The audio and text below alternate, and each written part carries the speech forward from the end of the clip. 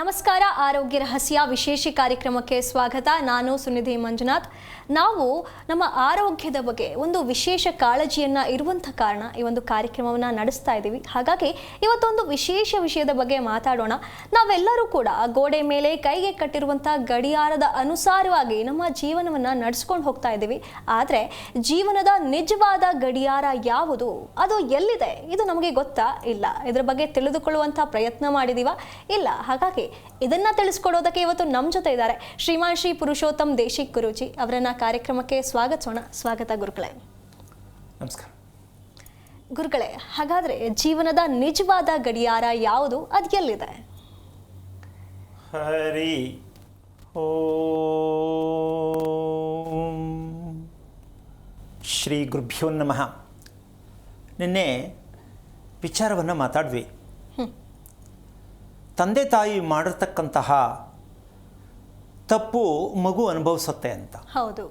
ಈಗ ಎಷ್ಟೋ ಜನ ತಂದೆ ತಾಯಿಗೆ ಬೇಜಾರಾಗತ್ತೆ, ಕೋಪ ಬರುತ್ತೆ. ನಾವೇನು ತಪ್ಪು ಮಾಡಿದ್ದೀವಿ ಸ್ವಾಮಿ, ಅದು ನಮಗೆ ಗೊತ್ತೇ ಆಗಿಲ್ಲ, ಸ್ವಲ್ಪ ಹೇಳ್ಬಿಟ್ಟಿದ್ರೆ ಚೆನ್ನಾಗಿರ್ತಿತ್ತು ಅಂತ ಅನ್ಸಿದೆ ಅಂತೀಯ? ಇಲ್ಲ ಅನ್ಸಿರತ್ತೆ ಗುರುಗಳೇ, ಖಂಡಿತವಾಗ್ಲೂ ಅನ್ಸಿರತ್ತೆ ಅಲ್ವಾ? ಅದೇನು ಘೋರ ಅಪರಾಧ ಮಾಡಿದ್ವಿ ಹೇಳ್ಬಿಡಿ. ಆದರೆ ಇದಕ್ಕೆ ಒಂದು ಸಣ್ಣ ಉದಾಹರಣೆ ಕೊಡ್ಬೋದು. ಪ್ರತಿ ಕ್ಷಣನೂ ಹಿಂಸೆಯಲ್ಲೇ ಬದುಕ್ತಾ ಇದೀವಿ ನಾವು. ಒಂದು ವಿಷಯ ಅಲ್ಲ, ಎಲ್ಲ ವಿಷಯ ಕೊಡುವ. ಹೌದು. ಬಟ್ ಇದಕ್ಕಿನ್ನ ಅಪರಾಧ ಬೇಕಾ? ಈ ಅಪರಾಧಗಳಿಗೆಲ್ಲ ಒಂದೇ ವಿಚಾರ, ನಮ್ಮ ಮೆದುಳಿನಲ್ಲಿ ಇರ್ತಕ್ಕಂತಹ ಗಡಿಯಾರ. ನಮ್ಮ ಮೆದುಳಿನಲ್ಲಿರ್ತಕ್ಕಂತಹ ಗಡಿಯಾರ ನಾವು ಅರ್ಥ ಮಾಡಿಕೊಂಡ್ರೆ ಪ್ರಯತ್ನ ಪಟ್ಟರೆ ಆ ಜೀವನದ ಒಂದು ಗಡಿಯಾರ ಸ್ಟಾರ್ಟ್ ಆಗತ್ತೆ. ಈ ಸ್ಟಾರ್ಟ್ ಆಗಲಿಕ್ಕೆ ಒಂದು ಸಮಸ್ಯೆ ಏನಾಗಿದೆ ಅಂದರೆ, ನಮಗೆ ವಿವೇಕ, ಅರಿವು, ಎಚ್ಚರಿಕೆ, ಜ್ಞಾನ, ಪ್ರಜ್ಞೆ ಈ ಥರ ಎಲ್ಲ ಬಳಸ್ತೀವಿ ನಾವು. ಹೌದು. ಇದೆಲ್ಲವೂ ಸೇರಿ ಒಂದು ಯಾವುದಾಗಿರಬಹುದು? ಗಡಿಯಾರ ಇರೋದು ಮೆದುಳಲ್ಲಿ. ಹೌದು. ಓಕೆ. ಯಾಕೆ ಅಂದರೆ ನಮಗೆ ಜ್ಞಾಪಕ ಬರುತ್ತೆ, ಓ ಇಂಥ ದಿನ ಇಂಥ ವ್ಯಕ್ತಿ ನೋಡಿದ್ದೆ. ಹೌದು. ಹೌದಲ್ಲ? ಹೌದು. ಇಂಥ ದಿನ ಇಂಥ ತಿಂಡಿ ತಿಂದಿದ್ದೆ. ಇದು ನಮಗೆ ಹೇಳುತ್ತೆ. ನಿಖರವಾಗಿ. ನೀವು ಒಂದು ಬಸ್ ಸ್ಟ್ಯಾಂಡಲ್ಲಿ ನೋಡಿದೆ ಅಲ್ವಾ ನಿನ್ನ? ಹೌದಾ? ನೆನಪು. ಎಷ್ಟು ಜನ ಮಾತಾಡಬೇಕಾದ್ರೆ, ನಾನು ಪ್ರೈಮರಿ ಸ್ಕೂಲ್ಗೆ ಹೋಗ್ಬೇಕಾದ್ರೆ ಈ ಥರ ನಾನು ಇಟ್ಕೊಂಡಿದ್ದೆ, ಈ ಥರ ಇಷ್ಟಪಡ್ತಿದ್ದೆ ಅಂತ ಮೆಮೊರಿಯನ್ನು 40-50 ವರ್ಷ ಆದಮೇಲೆ ಹೇಳ್ತಾರೆ. ಎಷ್ಟು ಚೆನ್ನಾಗಿದೆ ರೆಕಾರ್ಡಿಂಗ್ ಸಿಸ್ಟಮು. ಹೌದು ಗುರುಗಳೇ, ಅಲ್ವಾ? ಸೊ ಈ ರೆಕಾರ್ಡಿಂಗ್ ಸಿಸ್ಟಮ್ನ ನಾವು ಅಳವಡಿಸ್ಕೊಳ್ಳದೇ ಇರತಕ್ಕಂತಹ ಒಂದು ಮೂರ್ಖತನ, ಗೊತ್ತಿಲ್ಲದ ಮೂರ್ಖತನವಾಗಿದೆ ಅಂತ ಪ್ರತಿಯೊಬ್ಬರು ಅರ್ಥ ಮಾಡ್ಕೋಬೇಕಾಗತ್ತೆ. ಯಾಕೆ ಈ ಮೂರ್ಖತನ ಪದ ಬಳಸ್ಬೇಕಂದ್ರೆ, ನಮ್ಗೆ ಸ್ವಲ್ಪ ಎಲ್ಲರೂ ಒಂದು ಕಡೆ ಚುರುಕಾಗಿ ಹೊಡಿಬೇಕು. ಮಾತಲ್ಲಿ ಎಲ್ರಿಗೂ ಹೊಡಿಯೋಕ್ಕಾಗಲ್ಲ. ಮಾತಲ್ಲಾರು ಸ್ವಲ್ಪ ಹೊಡಿಬೇಕಲ್ಲ ಅಂತ ನಾನು ಕೆಲವು ಸಲ ಮಾತನ್ನು ಬೆಳೆಸ್ತೀನಿ. ಬೇಜಾರು ಮಾಡ್ಕೋಬೇಡಿ ವೀಕ್ಷಕರು, ಎಲ್ರಿಗೂ ಸ್ವಲ್ಪ ಅರ್ಥ ಆಗ್ಬಿಟ್ಟಿದೆ, ಓ ಇವ್ರು ಸಿಕ್ಕಾಬಡೆ ಹೊಡಿತಾರಪ್ಪ ಅಂತ. ಗೊತ್ತಾಗಿದೆ ಗುರುಗಳೇ, ಅಲ್ವಾ? ಹೌದು. ಸೊ ಆ ಹೊಡೆಯೋದೇ ವಿಚಾರ ಏನಪ್ಪ ಅಂದರೆ, ಹೊಡೆಯೋ ಥರ ನಿಮಗೆ ಅನ್ನಿಸತ್ತೆ ನಮ್ಮ ಮಾತಿನಲ್ಲಿ ಬರ್ತಕ್ಕಂತಹ ವಿಚಾರಗಳು. ಯಾರೂ ಹೊಡೆಯೋಕ್ಕಾಗಲ್ಲ. ಆದರೆ ಒಂದಂತೂ ಸತ್ಯ, ನಾವು ಮಲಗಿದ್ದೀವಿ, ಮತ್ತಿನಲ್ಲಿದ್ದೀವಿ, ಎಚ್ಚರಿಕೆ ಆಗಬೇಕು ಅಂತಕ್ಕಂತಹ ವಿಚಾರ ನೀವೆಲ್ಲ ತಿಳ್ಕೊಂಡ್ರೆ ಇದಕ್ಕೆ ಉತ್ತರ ಸಿಕ್ಕತ್ತೆ. ಅಯ್ಯೋ ಮರ್ತುಬಿಟ್ಟೆ, ಅಯ್ಯೋ ನನಗೆ ಗೊತ್ತಾಗಲಿಲ್ಲ, ಅಯ್ಯೋ ನಾನು ಹಿಂಗೆ ನಡ್ಕೊಂಬಿಟ್ಟೆ, ಅಯ್ಯೋ ನಾನು ಹಿಂಗೆ ಬದುಕ್ಬಿಟ್ಟೆ.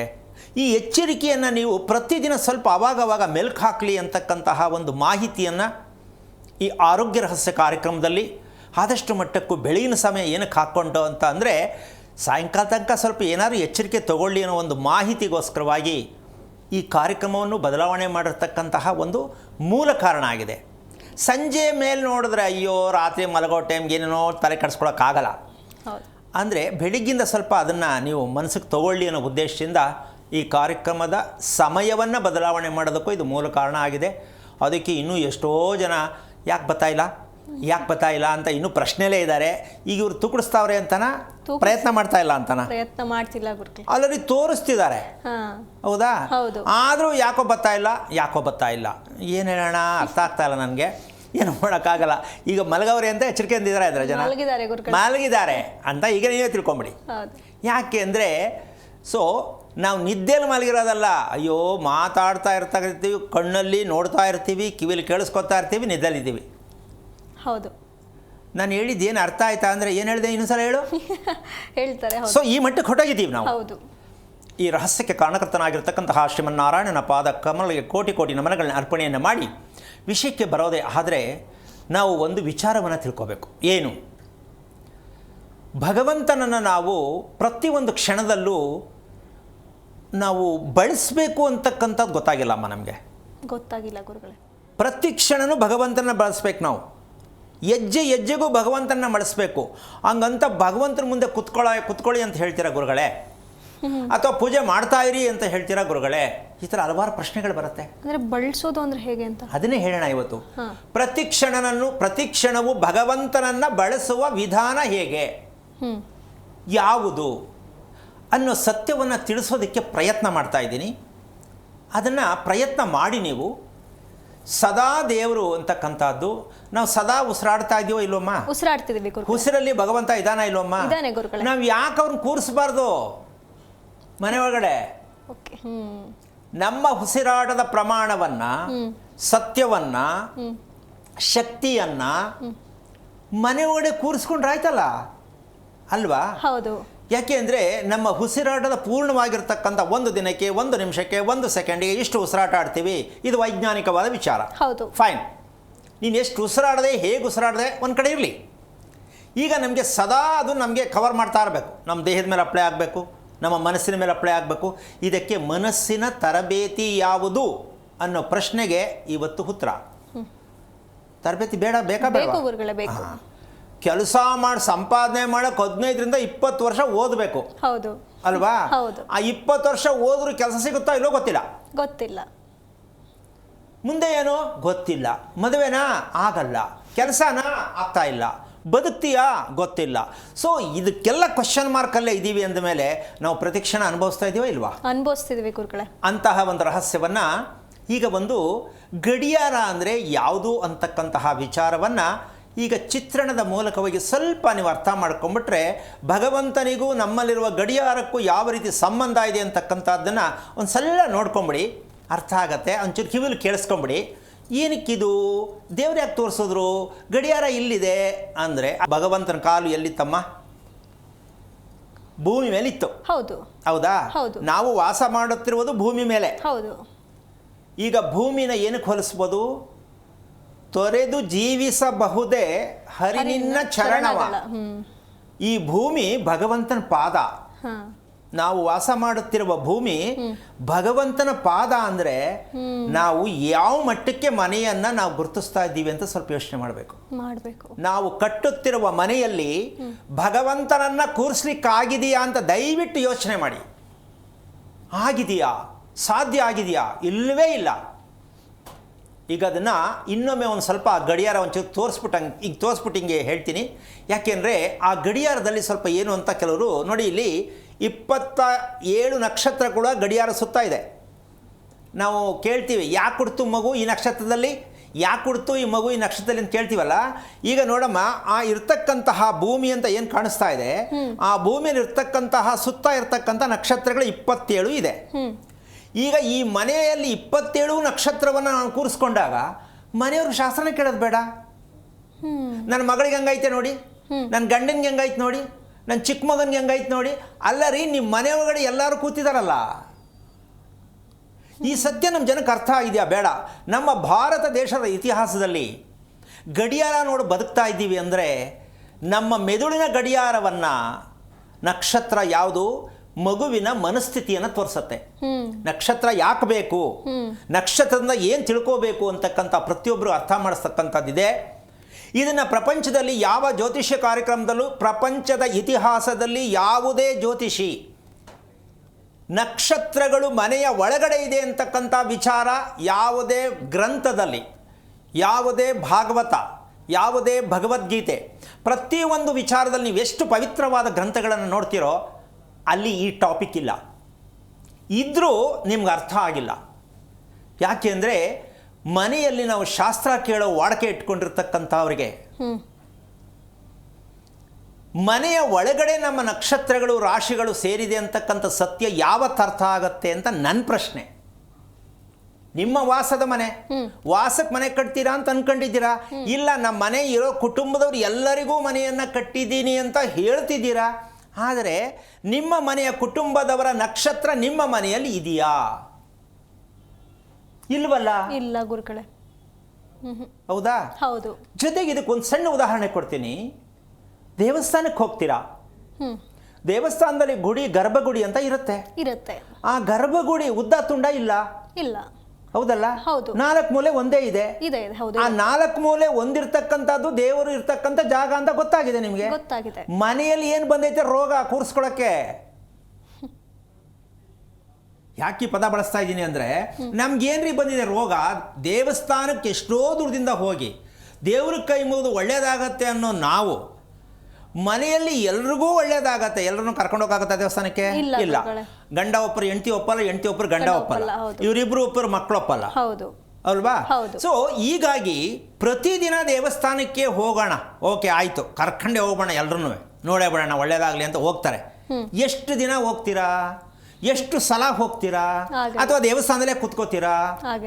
ಹಾಗಲ್ಲ. ನೀವೆಲ್ಲಿ ವಾಸ ಮಾಡಬೇಕು? ಮನೆಯಲ್ಲೇ ವಾಸ ಮಾಡಬೇಕು. ನಿಮ್ಮ ಮನೆಯ ವಾಸದ ಮನೆಯಲ್ಲಿ ಭಗವಂತನ ಕೂರಿಸ್ಕೊಳ್ಳೋಕೆ ಯಾಕೆ ಅರ್ಥ ಆಗಿಲ್ಲ ಅನ್ನೋದೇ ನನ್ನ ಪ್ರಶ್ನೆ. ಈಗ ಸ್ವಾಮಿ ನಿಮ್ಮ ಥರ ಯಾರು ಹೇಳಿಲ್ವಲ್ಲ ಅಂತ ಕೇಳಿದ್ರೆ ನನ್ನ ಹತ್ರ ಉತ್ತರ ಇಲ್ಲ. ಇದು ಸತ್ಯವೇ ವಿಚಾರ. ಹೌದು. ಈಗ ಇದನ್ನ ಮಾರ್ಗದರ್ಶನ ಹೀಗೆ ಇರಬೇಕಂತ ಯಾರು ಹೇಳ್ತಿಲ್ಲ. ಯಾಕೆಂದ್ರೆ ಅವ್ರಿಗೆ ಗೊತ್ತಿಲ್ವೋ, ಹೇಳೋಕ್ಕಾಗಿಲ್ವೋ, ಕಷ್ಟನೋ, ಬೇಜಾರೋ, ಅಥವಾ ದುಡ್ಡು ಸಾಲ್ತಾ ಇಲ್ವೋ, ಏನೋ ಒಂದು ವೀಕ್ನೆಸ್ ಇದೆ. ನನಗೆ ಯಾವುದೂ ವೀಕ್ನೆಸ್ ಇಲ್ಲ. ಸಂತೃಪ್ತಿಯಾಗಿ ಜನ ನಂಗೆ ದುಡ್ಡು ಕೊಡ್ತಾ ಇದ್ದಾರೆ, ಅದಕ್ಕೆ ಪೂರ್ಣ ತಿಳಿಸ್ತಾ ಇದ್ದೀನಿ. ಯಾಕೆ ಈ ಮಾತು ಹೇಳ್ತೀನಿ ಅಂದರೆ, ಅಮ್ಮ, ಹಣ ಇಲ್ಲದೆ ಮನುಷ್ಯ ಬದುಕಕ್ಕಾಗಲ್ಲ. ಪ್ರತಿಯೊಬ್ಬರಿಗೂ ಹಣ ಬೇಕು ಅಲ್ವಾ? ಹಾಗಂತ ಹಣ ಸಂಪಾದಿಸುವುದೇ ಜೀವನ ಅಂತ ಅನ್ಕೊಂಡವ್ರಿಗೆ ಇದೆಲ್ಲ ಮೈಂಡಿಗೆ ಬರಲ್ಲ. ದುಡ್ಡು ಮಾಡ್ಬೇಕ್ರಿ, ದುಡ್ಡು ಸೇರಿಸ್ಬೇಕ್ರಿ, ದುಡ್ಡು ಇಡಬೇಕ್ರಿ, ಮಕ್ಕಳಿಗೂ ಇಡಬೇಕ್ರಿ. ಇಂಥವ್ರಿಗೆ ಈ ವಿಚಾರ ಭಗವಂತ ಹತ್ರಕ್ಕೂ ಕೊಡಲ್ಲ. ಯಾಕೆಂದ್ರೆ ನಿನ್ಗೆ ದುಡ್ಡು ಬೇಕು, ದುಡ್ಡು ಮಾಡು. ಹೌದಲ್ಲ? ಹೌದು ಗುರುಗಳೇ. ಮನುಷ್ಯ ಏನು ಕೇಳ್ತಾನೆ? ನಾನು ದುಡ್ಡು ಬೇಕು, ಸರಿ ದುಡ್ಡು ಮಾಡು, ಬೇರೆದೆಲ್ಲ ಬೇಡ. ಆದರೆ ದುಡ್ಡನ್ನ ಬೇಕಾದ್ರೆ ಮನಸ್ಸು ಮಾಡಿದ್ರೆ ಯಾರು ಕೊಳ್ಳೆ ಹೊಡ್ಕೊಂಡು ಹೋಗ್ಬಿಡ್ಬೋದು. ಆದರೆ ನಮ್ಮ ಮನಸ್ಸನ್ನು ಕದಿಯೋಕ್ಕಾಗಲ್ಲ ಅಲ್ವಾ? ಹಾಗಿದ್ದ ಮೇಲೆ ಭಗವಂತ ಕದಿಯದೇ ಇರುವುದು. ನಮ್ಗೆ ಎಷ್ಟು ಚೆನ್ನಾಗಿ ರೆಕಾರ್ಡಿಂಗ್ ಪ್ಲೇ ಮಾಡಿ ಮೆದುಳಲ್ಲಿ ಕೂರಿಸಿದ್ದಾರೆ, ಹೆಂಗೆ ಬೇಕು ಬಳಸ್ಕೋ ಅಂತ. ನಾವು ಬಳಸ್ಕೊಳ್ಳೋದೇ ಗೊತ್ತಿಲ್ಲ. ಇದಕ್ಕೆ ಮುಂದುವರೆದ ಭಾಗ ಇನ್ನೊಂದು ಮೂರ್ಖತನದ ವಿಚಾರ. ಏಪ್ರಿಲ್ 1ಕ್ಕೆ ಬರೋದದು. ಈ ಏಪ್ರಿಲ್ ಫೂಲ್ ಅಂತಾರಲ್ಲ, ಇದನ್ನೊಂದು ವಿಚಾರ ಇವಾಗ ಹೇಳ್ತೀನಿ. ಏನು ಅಂದರೆ, ಗುರುಬಲ ಎಲ್ಲಿ ಬರುತ್ತೆ, ಯಾವಾಗ ಬರುತ್ತೆ ಅಂತ ಕೇಳ್ತಾರೆ. ಇದನ್ನೇ ಏಪ್ರಿಲ್ ಫೂಲ್. ಈ ಪದ ಬಳಸೋರೆ ಫೂಲ್. ನಮಗೆ ಗುರುಬಲ ಯಾವಾಗ ಬರುತ್ತೆ? ಫೂಲ್. ಗುರುಬಲ ಈ ಥರ ಬರುತ್ತೆ, ಅವ್ನು ಹೇಳ್ದವನು ಫೂಲ್. ಗುರುಬಲ ಬರಲ್ವಾ ಗುರುಗಳೇ? ಅದಿಲ್ವಮ್ಮ, ಇದ್ರೆ ಎಲ್ಲಿ ಬರಬೇಕಿತ್ತು, ಅದಿಲ್ವೇ ಇಲ್ವಲ್ಲ, ಬರುತ್ತೆ ಅಲ್ಲಿ. ಗುರುಬಲ ಎಲ್ಲಿದೆ? ಯಾರು ಸಾಬೀತುಪಡಿಸಿ ತೋರಿಸ್ರಿ. ಪ್ರಪಂಚದ ಇತಿಹಾಸದಲ್ಲಿ ಗುರುಬಲ ಅನ್ನೋ ಸಬ್ಜೆಕ್ಟ್ ಇದೆಯಾ? ಎಲ್ಲಿದೆ? ಪಂಚಾಂಗದಲ್ಲಿ ಇದೆ. ಅದು ಸೋಮಾರಿಗಳಿಗಾಗಿ ಇದೆ.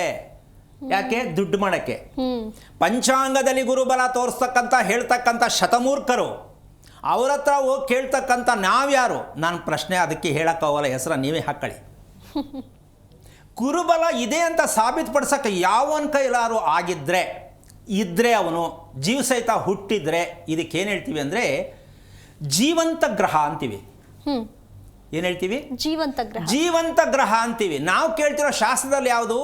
ಅವ್ರು ಹೇಳೋ ಗ್ರಹಗಳು ಜೀವ ಇಲ್ಲ. ಅವ್ರು ಹೇಳ್ತಾರಲ್ಲ, ಇವ್ರು ಕೆಟ್ಟವರೆ, ಗುರು ಕೆಟ್ಟವರೆ, ಕುಜ ಕೆಟ್ಟಿದ್ದಾನೆ, ರಾಹು ಕೆಟ್ಟಿದ್ದಾನೆ, ಅದಕ್ಕೆ ಜೀವ ಇಲ್ಲ ರೀ. ಆ ಜೀವ ಇಲ್ಲದೆ ಇರೋದನ್ನ ಹೇಳ್ತಾವ್ರೆ. ಆ ಜೀವ ಇಲ್ಲದೆ ಇರೋದನ್ನೇ ನಾವು ಕೇಳ್ತಾ ಇದ್ದೀವಿ. ಹೌದು. ಯಾಕೆ ಈ ವಿಚಾರವನ್ನು ಹೇಳ್ತೀನಿ ಅಂದರೆ, ಪ್ರತಿಯೊಬ್ಬರು ಅರ್ಥ ಮಾಡ್ಕೊಳ್ಳಿ. ನಾವೆಷ್ಟು ಏಪ್ರಿಲ್ ಫೂಲ್, ವರ್ಷಕ್ಕೊಂದು ಏಪ್ರಿಲ್. ನಾವು ಪ್ರತಿ ಕ್ಷಣನೂ ಏಪ್ರಿಲ್ ಫೂಲೇ. ಯಾಕೆ? ಬರೀ ಕೇಳೋದೇ ನಮ್ಮ ಅಭ್ಯಾಸ. ನಮ್ಮ ಗಡಿಯಾರ ಎಲ್ಲೈತೆ ಗೊತ್ತಿಲ್ಲ, ನಮ್ಮ ಮನೆ ಹೇಗಿದೆ ಗೊತ್ತಿಲ್ಲ, ನಮ್ಮ ಮಗು ಹೇಗಿದೆ ನಮ್ಗೆ ಗೊತ್ತಿಲ್ಲ, ಇದೆಲ್ಲವೂ ಬೇಡ, ನನ್ನ ಮನಸ್ಸು ಹೇಗಿದೆ ಗೊತ್ತಿಲ್ಲ. ಇಟ್ಸ್ ಎ ಫೂಲ್ ಅಲ್ವಾ? ದುಡ್ಡು ಮಾಡಿದ್ದೀರಾ, ಸರಿ ಸ್ವಾಮಿ, ಆಸ್ತಿ ಮಾಡಿದ್ದೀರಾ, ಒಳ್ಳೆ ಬಿಲ್ಡಿಂಗ್ ಕಟ್ಟಿದ್ದೀರಾ, ಕಾರ್ 4 ಇದೆ, ಫೈನ್. ನೆಮ್ಮದಿಯಾಗಿ ಮನಸ್ಸು ಖುಷಿಯಾಗಿರೋದು ನಿಮ್ಮ ಮನೇಲಿ ಯಾರು ಇದ್ದಾರೆ ನೋಡ್ಕೊಳ್ಳಿ. ಇರಲ್ಲ ಗುರುಗಳೇ. ಮಗು ತೊಟ್ಟಲ್ಲಿ ಮರಿಯೋದು ಅಳುತ್ತೆ, ಬಂದು ನಮ್ಮ ಅಮ್ಮ ಎತ್ಕೊಳ್ಳಿ ಅಂತ. ಹೌದು ಅಲ್ವಾ? ಸೊ ಪ್ರತಿಯೊಬ್ಬರಿಗೂ ಕೊರತೆ. ಇದ್ದೇ ಇದೆ. ಈ ಕೊರತೆ ಅನ್ನೋದಕ್ಕೆ ನಮ್ಮ ಮನೆಯಲ್ಲಿ ಒಂದು ಗಡಿಯಾರ ಬೇಕು ಅಂದರೆ ನಕ್ಷತ್ರದ ಗಡಿಯಾರ ಬೇಕು. ಯಾಕೆ ಬೇಕು? ಟೈಮ್ ಸರಿಗೆ ಊಟ ಮಾಡಿ ಅಂತ ಡಾಕ್ಟರ್ ಹೇಳ್ತಾರೆ. ಹೌದು ಅಲ್ವೇನಮ್ಮ? ಹೌದು ಗುರುಗಳೇ. ಟೈಮ್ ಸರಿಗೆ ನೀರು ಕುಡೀರಿ ಅಂತ ಹೇಳ್ತಾರೆ. ಹೌದು. ಟೈಮ್ ಸರಿಗೆ ನಿದ್ದೆ ಮಾಡು ಅಂತ ಹೇಳ್ತಾರೆ. ಗಡಿಯಾರ ಯಾವುದು ಅಂತ ಹೇಳಿಲ್ವಲ್ಲ? ಇಲ್ಲ ಹೇಳಿಲ್ಲ. ಅಂದ್ರೆ ಮೆಡಿಕಲ್ ಅಲ್ಲೂ ಜಾಗ ಇಲ್ಲ ಇದಕ್ಕೆ. ಹೌದು. ಮೆಡಿಕಲ್ಲು ಕೂಡ ಸೈಡ್ ಹೋಗ್ಬಿಟ್ಟಿದೆ. ಹೌದು. ಅವ್ರು ಹೇಳ್ತಾರೆ, ಇವ್ರು ಕೇಳಲ್ಲ. ಅಪ್ಪ ಅಮ್ಮಿ ಒಂದು 2 ದಿನ ಬೇಕಾದ್ರೆ ಮಾಡ್ಬೋದೇನೋ, ಕರೆಕ್ಟ್ ನೀರು ಕುಡಿಯೋದು, ಕರೆಕ್ಟ್ ಊಟ ಮಾಡೋದು 2 ದಿನ ಅಷ್ಟೇ. ಸ್ವಲ್ಪ ಲೆವೆಲ್ ಆಗತ್ತಲ್ವಾ, ಬಿಟ್ಬಿಡ್ತಾರೆ. ಪುನಃ ರೋಗ ಬರುತ್ತೆ, ಪುನಃ ಹೋಗಿ ಕೇಳ್ತಾರೆ, ಪುನಃ ಅವ್ರು ಅದನ್ನೇ ಹೇಳ್ತಾರೆ. ಹೌದು. ಹಿಂಗೆ ಹೇಳೋದು, ಹೋಗೋದು, ದುಡ್ಡು ಕೊಡೋದು, ಬರೋದು. ಇದಕ್ಕೆ ದುಡ್ಡು ಸಂಪಾದನೆ ಮಾಡೋದು ಅಂತ ನನ್ನ ಮ್ಯಾಥಮೆಟಿಕ್ಸ್. ಏನ್ ಹೇಳ್ತೀಯಮ್ಮ? ದುಡ್ಡು ಎಲ್ಲಿ ಹೋಗುತ್ತೆ? ಎಲ್ಲ ಕ್ಲಿನಿಕ್ಗೆ, ಮಾತ್ರೆಗಳಿಗೆ, ನಾವು ಔಷಧಿಗಳಿಗೆ ನಾವು ರವಾನಿಸ್ತಾ ಇದ್ದೀವಿ. ಇದಕ್ಕೆ ದುಡ್ಡು ಬೇಕಾ ಅಂತ ನಾನೀಗ ಕಾರ್ಯಕ್ರಮದಲ್ಲಿ ಹೇಳ್ತಾ ಇರ್ತಕ್ಕಂಥ ವಿಚಾರ ಏನು ಅಂದರೆ, ನಿಜವಾದ ದುಡ್ಡು ಯಾವುದು ಅಂದರೆ ನಿಮಗೆ ಸೆನ್ಸ್ ಅಂತ ಗೊತ್ತಿದೆ ಅಲ್ವಾ? ಗೊತ್ತಿದೆ. ಇದು ಮನುಷ್ಯನ ಪ್ರತಿಯೊಬ್ಬರಿಗೂ ಬೇಕು. ಯಾವುದಿದು ಸೆನ್ಸು? ನಿಮ್ಮ ವೈಯಕ್ತಿಕವಾಗಿರ್ತಕ್ಕಂಥದ್ದು, ಜ್ಞಾನ, ಪ್ರಜ್ಞೆ ಅಲ್ವಾ? ಹೌದು. ಈಗ ಇದನ್ನು ನೀವು ಕರೆಕ್ಟಾಗಿ ತಿಳ್ಕೊಂಬಿಟ್ರೆ, ಮನೆಯಲ್ಲಿ ಇಟ್ಕೊಂಡ್ಬಿಟ್ರೆ, ನೀವು ಬೇರೆಯವ್ರ ಹತ್ರ ಏನೂ ಕೇಳಬೇಕಾಗಿಲ್ಲ. ಹೊಟ್ಟೆ ಹಸಿತಾ ಇದೆ, ಈಗ ನಾನು ಯೂರಿನ್ಗೆ ಹೋಗ್ಬೇಕು, ಮಷನ್ಗೆ ಹೋಗ್ಬೇಕು, ಅಲ್ಲಿಗೆ ಹೋಗ್ಬೇಕು, ಇದೆಲ್ಲ ನಮ್ಮನೆ ಉತ್ಪತ್ತಿ ಆಗೋದು. ಹೌದಲ್ಲ? ಯಾರೋ ಹೇಳಿದ್ರೆ 8 ಗಂಟೆ ಆಗೋಯ್ತಾ, ಅಯ್ಯೋ ನೋಡಲೇ ಇಲ್ಲ ಅಂತಾರೆ ಅವರು. ಹೌದು, ಹೇಳ್ತಾರೆ ಅಲ್ವಾ? ಟ್ಯೂಷನ್ಗೆ ಹೋಗ್ಲಿಲ್ವಲ್ಲ, ಗೊತ್ತಾಗ್ಲೇ ಇಲ್ಲ. ಸೊ ಈ ರೀತಿಯಾಗಿ ನಮ್ಮ ಗಡಿಯಾರ ನಮ್ಮ ಕೆಲಸ ಮಾಡಬೇಕು ಅಂತಕ್ಕಂತಹ ಒಂದು ವಿಚಾರದಲ್ಲಿ, ಆ ಗಡಿಯಾರ ಯಾಕೆ ಕೆಲಸ ಮಾಡ್ತಾ ಇಲ್ಲ? ತಂದೆ ತಾಯಿ ಯಾಕೆ ಟೈಮ್ ಸರಿಗೆ ಊಟ ಮಾಡಿಲ್ಲ, ಮಗು ಮಾಡಿಕೊಡುವಂಥ ತಂದೆ ತಾಯಿ ಟೈಮ್ ಸರಿ ಯಾಕೆ ಮಲಗಿಲ್ಲ ಅಂದರೆ, ನಮ್ಮಲ್ಲಿ ಮನೆಯಲ್ಲಿ ಇರ್ತಕ್ಕಂಥ ಗಡಿಯಾರ ಕೆಟ್ಟೋಗಿದೆ. ಕೆಲವರಿಗೆ ಮನೇಲಿರೋ ಗಡಿಯಾರ ಕೆಟ್ಟೋಗಿದೆ. ಕೆಲವರಿಗೆ ಗಡಿಯಾರ ಇಟ್ಕೊಳ್ಬೇಕು ಮನೇಲಿ ಅಂತ ಗೊತ್ತಿಲ್ಲ. ಇನ್ನು ಕೆಲವರಿಗೆ ಹೇಗೆ ಬಳಸಬೇಕು ಅಂತ ಗೊತ್ತಿಲ್ಲ. ಈ ರೀತಿ ಹಲವಾರು ರೀತಿಯಲ್ಲಿ ನಮ್ಮ ಗಡಿಯಾರ ಒಟ್ಟಾರೆ ಒಂದು ರೀತಿಯಲ್ಲಿ ರಜಾ ತಗೊಂಡಿದೆ, ನಮಗೆ ಗೊತ್ತಿಲ್ಲದೆ. ಗಡಿಯಾರ ಇದೆ, ನಾವು ಬಳಸಕ್ಕೆ ಬರದೆ ರಜಾ ತಗೊಂಡ್ಬಿಟ್ಟಿದೆ. ಅದಕ್ಕೋಸ್ಕರವಾಗಿ ಅಂತಹ ಅದ್ಭುತವಾಗಿರ್ತಕ್ಕಂಥ ನಿಮ್ಮ ಮನೆಯ ಮಧ್ಯಭಾಗದಲ್ಲಿ ಇರ್ತಕ್ಕಂತಹ ಗುರುಬಲ ಇಲ್ಲ ಅನ್ನೋದಕ್ಕೆ ಉತ್ತರ ಹೇಳ್ಬೇಕಲ್ಲ ನಾವು, ಅಲ್ವಾ? ಇಲ್ಲ ರೀ, ಅದು ಸುಳ್ಳು ಅಂತ ಹೇಳ್ಬಿಟ್ರೆ ಹಂಗಾದ್ಮೇಲೆ ಗುರುಬಲ ಅಂದ್ರೆ ಯಾವುದು ಪ್ರಶ್ನೆ ಬರುತ್ತೆ. ಈಗ ಇನ್ನೊಂದು ಮುಂದುವರೆದ ಭಾಗ ಹೇಳ್ಕೊಡ್ತೀನಿ. ಏನು ಗುರುಬಲದ ಮಹತ್ವ ಯಾವುದು ಅಂದರೆ, ನಮ್ಮ ದೇಹದಲ್ಲಿ ಇರ್ತಕ್ಕಂತಹ ಜೀರ್ಣಾಂಗವೇ ಗುರುಗ್ರಹ. ನಮ್ಮ ದೇಹದಲ್ಲಿ ಇರುವಂತ ಜೀರ್ಣಾಂಗ ಬೇಕಲ್ಲ, ಇದು ಈ ಜೀರ್ಣಾಂಗದ ಸತ್ಯವೇ ಗುರುಬಲ. ಈಗ ಲೆಕ್ಕ ಹಾಕೊಳ್ಳಿ, ನಿಮ್ಮ ದೇಹದಲ್ಲಿ ಇರುವ ಜೀರ್ಣಾಂಗದ ವಿಚಾರವನ್ನ ಪ್ರಾಪಂಚಿಕವಾಗಿ ಗುರುಬಲ ಅಂತ ಹೇಳಿರ್ತಕ್ಕಂಥ ಕಂತ್ರಿ ಕಮಂಗಿಗಳಿಗೆ ಏನು ಮಾಡ್ಬೇಕು ಹೇಳಿ? ಇವತ್ತಿಂದೆಲ್ಲ ಸ್ವಾಮಿ ಎಷ್ಟು ಲಕ್ಷ ಕೋಟಿ ವರ್ಷದಿಂದ ಇದೇ ತಪ್ಪನ್ನ ಮಾಹಿತಿ ಕೊಡ್ತಾ ಇದ್ದಾರೆ ಪ್ರಪಂಚಕ್ಕೆ. ಗುರುಬಲ ಅಂತಕ್ಕಂಥದ್ದು ಮನುಷ್ಯನ ದೇಹದಲ್ಲಿರ್ತಕ್ಕಂಥ ಜೀರ್ಣಾಂಗವೇ. ಜೀರ್ಣಾಂಗ ಚೆನ್ನಾಗಿರ್ಬೇಕಾ ಬೇಡ? ಚೆನ್ನಾಗಿರ್ಬೇಕು ಗುರುಗಳೇ. ಹೊಟ್ಟೆ ಎಸಿತಾ ಇಲ್ಲ ಅಂತ ಒಬ್ರು, ಎದೆ ಉರಿತಾ ಇದೆ ಅಂತ ಒಬ್ರು, ಊಟ ಮಾಡಕ್ ಮೂಡಿಲ್ಲ ಅಂತ ಒಬ್ರು, ಹೊಟ್ಟೆ ಉಬ್ಬರಿಸ್ಕೊಂಡೈತೆ ಅಂತ ಒಬ್ರು. ಇದೇ ರೀ ನಿಮ್ದು ಜೀರ್ಣಾಂಗ. ಇಲ್ಲಿ ಗುರುಬಲ ಬಿಟ್ಟುಬಿಟ್ಟು ಅಲ್ಲಿ ಗುರುಬಲ ಪಂಚಾಂಗದಲ್ಲಿ ಹುಡುಕಿದ್ರೆ ಅವರು ದುಡ್ಡುಗೋಸ್ಕರ ಪಂಚಾಂಗದಲ್ಲಿ ಗುರುಬಲವನ್ನ ಸೃಷ್ಟಿ ಮಾಡ್ಕೊಂಡಿದ್ದಾರೆ. ಅಮ್ಮ, ಒಟ್ಟಾರೆ ಹೇಳ್ತೀನಿ, ಪ್ರಕೃತಿಯನ್ನ ಅಳೆಯುವುದಕ್ಕೆ, ಪ್ರಕೃತಿಯನ್ನ ಗುರುತಿಸುವುದಕ್ಕೆ ಪಂಚಾಂಗವೇ ಹೊರತು ಮನುಷ್ಯನ ಹಣೆ ಬರವನ್ನ ಪಂಚಾಂಗದಲ್ಲಿ ಹೇಳ್ತೀನಿ ಅಂದ್ರೆ ಅದು ಫೂಲ್. ಸಾಧ್ಯವಿಲ್ಲ ಗುರುಗಳೇ. ಮನುಷ್ಯನ ಹಣೆ ಬರವನ್ನ, ಮನುಷ್ಯನ ಭವಿಷ್ಯವನ್ನ ಪಂಚಾಂಗದ ಮೂಲಕವಾಗಿ ರೂಪಿಸಿ ಹೇಳ್ತಕ್ಕಂಥ ಒಂದು ಕಟ್ಟುಕತೆ. ಅದು ಒಂದು ಮೆಟ್ಲು. ಪಂಚಾಂಗ ಒಂದು ಮೆಟ್ಲು, ಜೀವನದ ಮೆಟ್ಟಿಲು. ಏನು? ಮಗು ಇಷ್ಟು ಗಂಟೆಗೆ ಹುಟ್ಟಿದೆ, ಈಗ ಹುಟ್ಟಿದೆ ಅಂತ ಪಂಚಾಂಗದಲ್ಲಿ ಇದೆ. ಈಗ ಮಗು ಹುಟ್ಟುತ್ತಾ ಇಲ್ಲ. ಹುಟ್ಟುತ್ತಾ ಇದೆ ನಮ್ಮ ಮಗು? ಈಗ ಏನ್ ಮಾಡ್ತಾ ಇದೀವಿ? ತಗೋತಾ ಇದೀವಿ. ಕದ್ದು ಹೆಂಗ್ ಕದೀರಿ ಅಂತ ಹೇಳ್ತಾರೋ, ಹೆಂಗ್ ಕದೀತಾ ಇದೀವಿ ಅಂತ ಕೇಳು ನೀನು. ಮಗುನ ಕದ್ದು ತಗೋತಾ ಇರೋದು ನಾವು. ಮಗು ಹುಟ್ಟುತ್ತಾ ಇಲ್ಲ. ಅಲ್ಲಮ್ಮ, ಆಪರೇಷನ್ ಸೀಸರಿನ್, ಟಪಕ್ ಅಂತ ಓಪನ್ ಮಾಡು, ಜಿಪ್ ಬಿದ್ದಂಗೆ ಟಪ್ ಅಂತ ಮಗು ಎತ್ಕೋ. ಹೌದು ತಾನೆ? ಈ ಮಗುಗೆ ಹೆಂಗ್ ಕೊಡ್ತೀಯ ನೀನು ಗುರುಬಲನ? ಹೌದು. ಮಗು ಕದೀತಾ ಇದೀವ್ರಿ, ಮದುವೆ ಕದೀತಾ ಇದ್ದೀವಿ. ಹೌದಾ? ಹೌದು. ಅಲ್ಲೂ ಕದ್ದು ಮದುವೆ. ಹೇಗೆ ಗುರುಗಳೇ? ಇನ್ನೇನು ಹೇಳ್ದೆ ಮದುವೆ ಮಕ್ಕಳು, ಇನ್ನೇನು? ಹೌದು. ನೀನು ಆ ಕಡೆಯಿಂದ 8 ಗಂಟೆಗೆ ಬಂದ್ಬಿಡು, ಸೂಟ್ ಕೇಸ್ ಇಟ್ಕೊಂಡು, ನಾನು ಈ ಕಡೆಯಿಂದ ಬಂದ್ಬಿಡ್ತೀನಿ ಅಂದ್ರೆ ಅದು ಕದ್ದು ಮದುವೆನೆ. ಹಾಗೆ ಆಗ್ತದೆ. ಆಯ್ತಾ? ಅಲ್ಲಿ ಕದ್ದೆ, ಮದುವೆನೂ ಕದ್ದಿದ್ದೆ, ಮಗುನೂ ಕದ್ಕೊಂಡ್ರಿ. ಈಗ ನಿಮಗೆ ಎಲ್ಲಿ ಹುಡುಕ್ತೀರಾ ಗುರುಬಲ? ಸ್ವಲ್ಪ ನೀವೇ ಯೋಚನೆ ಮಾಡಿ. ಪ್ರಶ್ನೆ ಬರುತ್ತೆ ಅಲ್ವಾ? ಹೌದು. ಇದನ್ನ ಕೇಳಿದ್ರೆ ಎಷ್ಟು ಜನಕ್ಕೆ ಏನಪ್ಪ ಇದು ಈ ರೀತಿ ಹೆಚ್ಚು ಬಿಟ್ಬಿಡ್ತಾರಲ್ಲ, ಇವ್ರು ಹೆಂಗೆ ನಾವು ತಡ್ಕೊಳ್ಳೋದು ಅಂತ ಎಷ್ಟು ಜನಕ್ಕೆ ಅನ್ಸ್ಬಹುದೇನೋ ಅನ್ಸುತ್ತೆ, ಖಂಡಿತ ಅಲ್ವಾ? ಹೌದು. ಇದೇ ರೀ ಜೀವನದಲ್ಲಿ ಪ್ರತಿ ದೇಹದ ಪ್ರತಿ ಅಂಗ ಭಾಗಗಳೆಲ್ಲವೂ ಕೂಡ ಶೇಕ್ ಆಗಬೇಕು. ವಿಷಯ ಕೇಳಿದ್ರೆ ನೋಡಿದ್ರು ಅಷ್ಟೇ, ಕೇಳಿದ್ರು ಅಷ್ಟೇ. ಇದು ರೀ ಬದುಕು. ಇವತ್ತೇನು ತಿನ್ನೋಣ? ಫ್ರೈಡ್ ರೈಸ್ ತಿನ್ನೋಣ, ಅಷ್ಟೇ ನಿಮ್ಮ ಜೀವನ. ಫ್ರೈಡ್ ರೈಸು ಅದೆಲ್ಲಿ ಸಿಗುತ್ತೆ? ಅದೆಲ್ಲೋ ಒಬ್ಬ ಮಾಡ್ತಾನಂತೆ, ಅಲ್ಲಿ ಹುಡ್ಕೊಂಡು ಹೋಗ್ತೀರ ನೋಡಿ. ನಾಲ್ಗೆ ಹಣೆ ಬರ ಯಾವ ಮಟ್ಟಕ್ಕಾಯ್ತು. ಹಾಂ, ಅಲ್ಲೇ ಹೋಗಿ ಫ್ರೈಡ್ ರೈಸ್ ತಿನ್ಬೇಕು ಅವನು. ಹೌದು. ಇದು ಬಿಟ್ಟರೆ ನಮ್ಮ ಜೀವನದಲ್ಲಿ ಇನ್ನೇನೂ ಸಿಕ್ಕಲ್ಲ. ತಿನ್ಬಿಟ್ಟು ಭಾವ್ ಅಂತ ಎಲ್ಲ ಒಂದು ಕಡೆ ಮಲ್ಕೊಂಡ್ಬಿಡ್ತಾನೆ. ಹೌದು ಅಲ್ವಾ? ಸೊ ತಿನ್ನೋದು ಗೊತ್ತಿಲ್ಲ, ಬದುಕೋದು ಗೊತ್ತಿಲ್ಲ, ನೆಮ್ಮದಿಯಾಗಿರೋದು ಗೊತ್ತಿಲ್ಲ. ನಾವು ಶಾಸ್ತ್ರ ಕೇಳೋದನ್ನ ಬಿಟ್ಟೇ ಇಲ್ಲ. ಇಲ್ಲಿ ಒಟ್ಟಾರೆಯಾಗಿ ಪ್ರತಿದಿನ ನಿಮಗೆ ಮಾಹಿತಿ ಕೊಡ್ತಾ ಇರ್ತಕ್ಕಂಥ ಆರೋಗ್ಯ ರಹಸ್ಯ ಕಾರ್ಯಕ್ರಮ ಏನು ಅಂದರೆ, ಜೀವನದಲ್ಲಿ ಶಾಸ್ತ್ರ ಭವಿಷ್ಯ ಕೇಳುವ ಕೆಟ್ಟ ಅಭ್ಯಾಸವನ್ನು ಎಲ್ಲಿವರೆಗೂ ನೀವು ಬಿಡಲ್ವೋ ಅಲ್ಲಿವರೆಗೂ ನೀವು ಜೀವನದಲ್ಲಿ ನೆಮ್ಮದಿಯಾಗಿರೋಕ್ಕಾಗಲ್ಲ. ಮದುವೆಗೆ ಶಾಸ್ತ್ರ ಕೇಳು, ರಿಸೆಪ್ಷನ್ಗೆ ಶಾಸ್ತ್ರ ಕೇಳು, ಮಗು ಹುಟ್ಟೋದಕ್ಕೆ ಶಾಸ್ತ್ರ ಕೇಳು. ಈ ಕೆಟ್ಟ ಚಾಳಿಯನ್ನು ಬಿಡೋವರೆಗೂ ಯಾವ ಕಾರಣಕ್ಕೂ ಎಷ್ಟೋ ಜನಕ್ಕೆ ಬೇಜಾರಾಗುತ್ತೆ. ಹಾಗಾದರೆ ಕೇಳಬಾರ್ದಾ, ತಿಳ್ಕೊಬಾರ್ದಾ? ಆಮೇಲೆ ನಿಮ್ಮ ಹತ್ರ ಯಾಕೆ ಬಂದು ನಾವು ಕೇಳಬೇಕು? ಪ್ರಶ್ನೆ ಬರುತ್ತೆ. ನಾವು ಹೇಳ್ತಾ ಇರ್ತಕ್ಕಂಥದ್ದು, ನೀವು ಯಾರು ಅಂತ ತಿಳ್ಕೊಳ್ಳೋದಿದ್ರೆ ಬನ್ನಿ ಹೇಳ್ಕೊಡ್ತೀನಿ. ನೀನು ಯಾರು? Who are you? ಇದು ಬೇಕಾ ಇಲ್ವಾ? ನಾನು ಯಾರು ಕೇಳ್ರಿ, ಹೇಳ್ಕೊಡ್ತೀನಿ. ನಾನು ಯಾರು ಅಂದರೆ ನಿಮ್ಮ ಅಪ್ಪನ ಮಗನ ಹೆಸರು, ನಿಮ್ಮ ಅಪ್ಪನ ಹೆಸರು ಹೇಳ್ತೀರಾ? ಅಲ್ಲ. ಹೆಂಗಸರು ಗಂಡ ಹೆಸರು ಹೇಳ್ತಾರೆ? ಅಲ್ಲ. ನೀನು ಯಾರು? ನಾನು ಯಾರ? ಮನುಷ್ಯ? ಹಾಗೇ ಇಲ್ಲ. ಮತ್ತೆ ಮನುಷ್ಯ ಆಗಿದ್ರೆ ನೀನು ಯೋಚನೆ ಮಾಡ್ತಿರ್ಲಿಲ್ಲ. ಯೋಚನೆ ಮಾಡ್ತಾರಲ್ಲ ಮನುಷ್ಯರು? ಇಲ್ಲ ಗುರುಗಳೇ. ಯೋಚನೆ ಮಾಡುವವರು ಮನುಷ್ಯರಲ್ಲ. ಮತ್ತೆ ಮನುಷ್ಯ ರೂಪದ ಪ್ರಾಣಿ. ಮನುಷ್ಯ ಆಗಿಲ್ಲಮ್ಮ, ಮನುಷ್ಯ ರೂಪದ ಪ್ರಾಣಿಗಳು ನಾವು. ಕೋಪ ಮಾಡ್ತೀಯಾ? ಮಾಡ್ತಾರೆ. ಬೇಜಾರು ಮಾಡ್ಕೋತೀಯಾ? ಅಳ್ತೀಯಾ? ತಲೆ ಕೆಚ್ಕೋತೀಯಾ? ಹೌದು. ಇದೆಲ್ಲ ಏನು? ಇದಕ್ಕೆ ಹುಟ್ಟಿದಿಲ್ಲಿ ಅಲ್ಲ ಗುರುಗಳೇ, ತಲೆ ಕೆಚ್ಕೊಳಕ್ಕೆ ಅಲ್ಲ. ನಾವು ಯಾಕೆ ಅರ್ಥ ಮಾಡ್ಕೊಂಡಿಲ್ಲ? ಮಕ್ಕಳನ್ನು ಅದನ್ನೇ ಕಲಿಸ್ತಾ ಇದ್ದೀವಿ. ನಾನು ಅನುಭವಿಸ್ತೆ, ನೀನು ಅನುಭವಿಸು ಅಂತ. ಆಮೇಲೆ ಬಾಯಲ್ಲಿ ಹೇಳ್ತೀವಿ ನನ್ನ ಮಗ ಚೆನ್ನಾಗಿರಬೇಕು. ಹೇಗೆ ಚೆನ್ನಾಗಿರುತ್ತೆ? ಹಾಗಾಗಿ ಜೀರ್ಣಕ್ರಿಯೆ ಅಂತಕ್ಕಂಥದ್ದು, ಜೀರ್ಣಾಂಗ ಅಂತಕ್ಕಂಥದ್ದು ನಿಮ್ಮ ಮನೆಯ ಮಧ್ಯಭಾಗದಲ್ಲಿ ಇದ್ದರೆ, ದೇಹದಲ್ಲಿ ಭಗವಂತ ಎಲ್ಲಿಟ್ಟಿರ್ಬೇಕು ಅಲ್ಲಿ ಇಟ್ಟಿದ್ದಾನೆ. ಏನ? ಜೀರ್ಣಾಂಗನ. ಹೌದು. ನಿಮ್ಮ ಮನೆಯಲ್ಲಿ ಜೀರ್ಣಾಂಗ ಇದೆಯಾ? ಇಲ್ಲದ ಕಾರಣ ಎಲ್ಲರಿಗೂ ಸಮಯ ಪ್ರಜ್ಞೆ ಕ್ಲಾಸ್ ಕೆಟ್ಟೋಗಿರುತ್ತೆ. ನಿಮ್ಮ ವಾಸದ ಮನೆಯಲ್ಲಿ ಇರ್ತಕ್ಕಂತಹ ಜೀವನದ ಗಡಿಯಾರ ಕೆಟ್ಟಿದ್ದಾಗ ಅಂದರೆ ನೀವು ಅಳವಡಿಸ್ಕೊಳ್ಳದೆ ಇದ್ದಾಗ, ಅಳವಡಿಸ್ಕೊಳ್ಳೋದು ಅಂದರೆ ಹೆಂಗೆ? ಪ್ರಶ್ನೆ ಬರುತ್ತೆ ಅಲ್ವಾ? ಹೌದು. ಈಗ ನಾನು ಜೀವನದ ಗಡಿಯಾರ ತೋರಿಸ್ತೆ.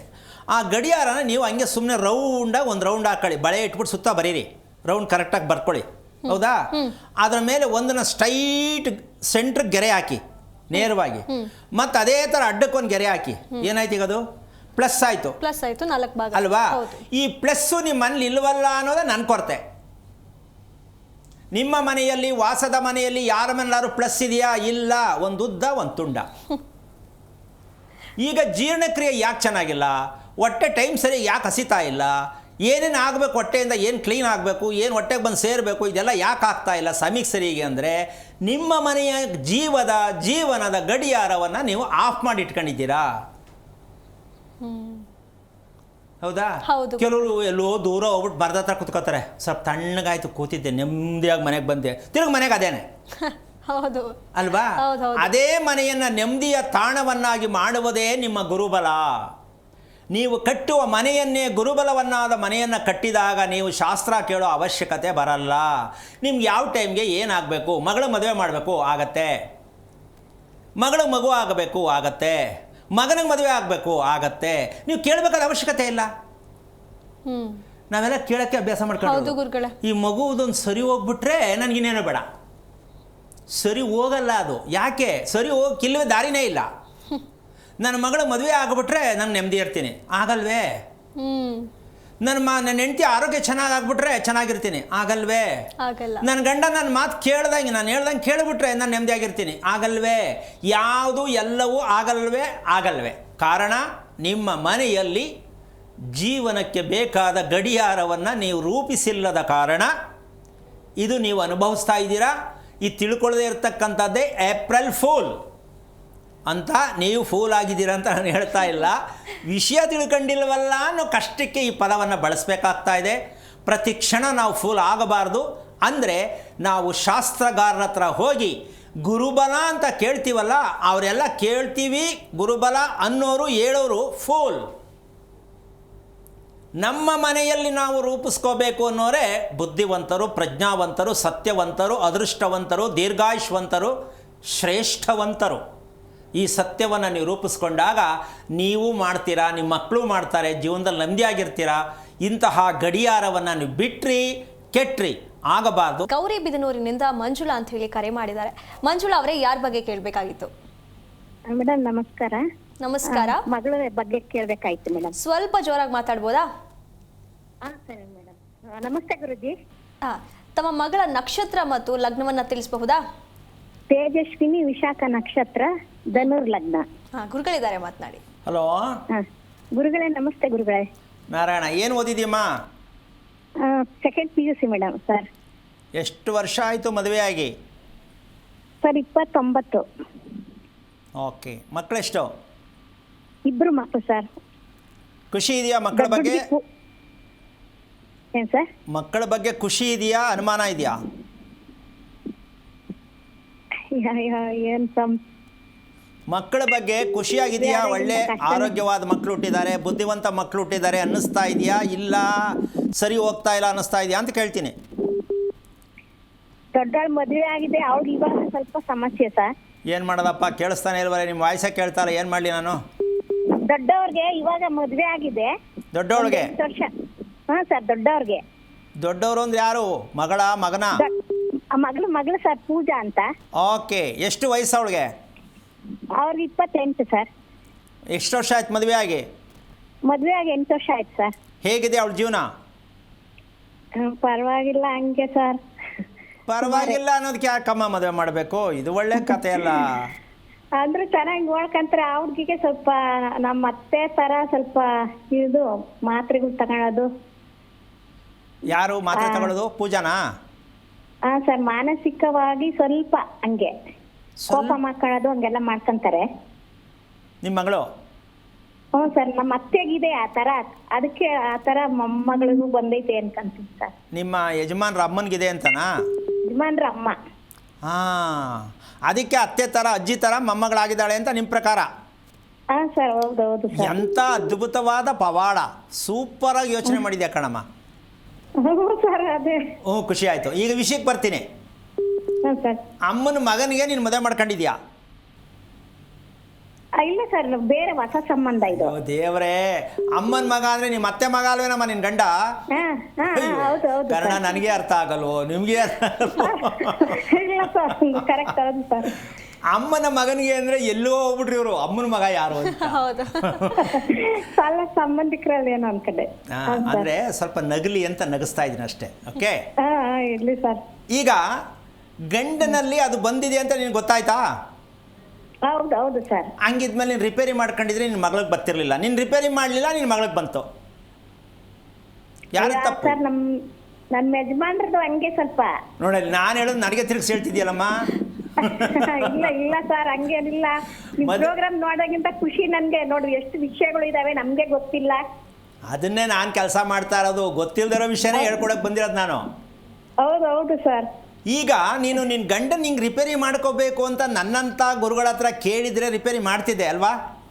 ಹೌದು ಹೌದು ಹೌದು ಸರ್. ಏನು ಮಾಡೋದು ಇವಾಗ? ನಿಮಗೆ ಮದುವೆ ಮಾಡಿಸು ಪುರೋಹಿತನ ಹುಡ್ಕೊಂಡು ಹೊಡಿಬೇಕಲ್ಲ.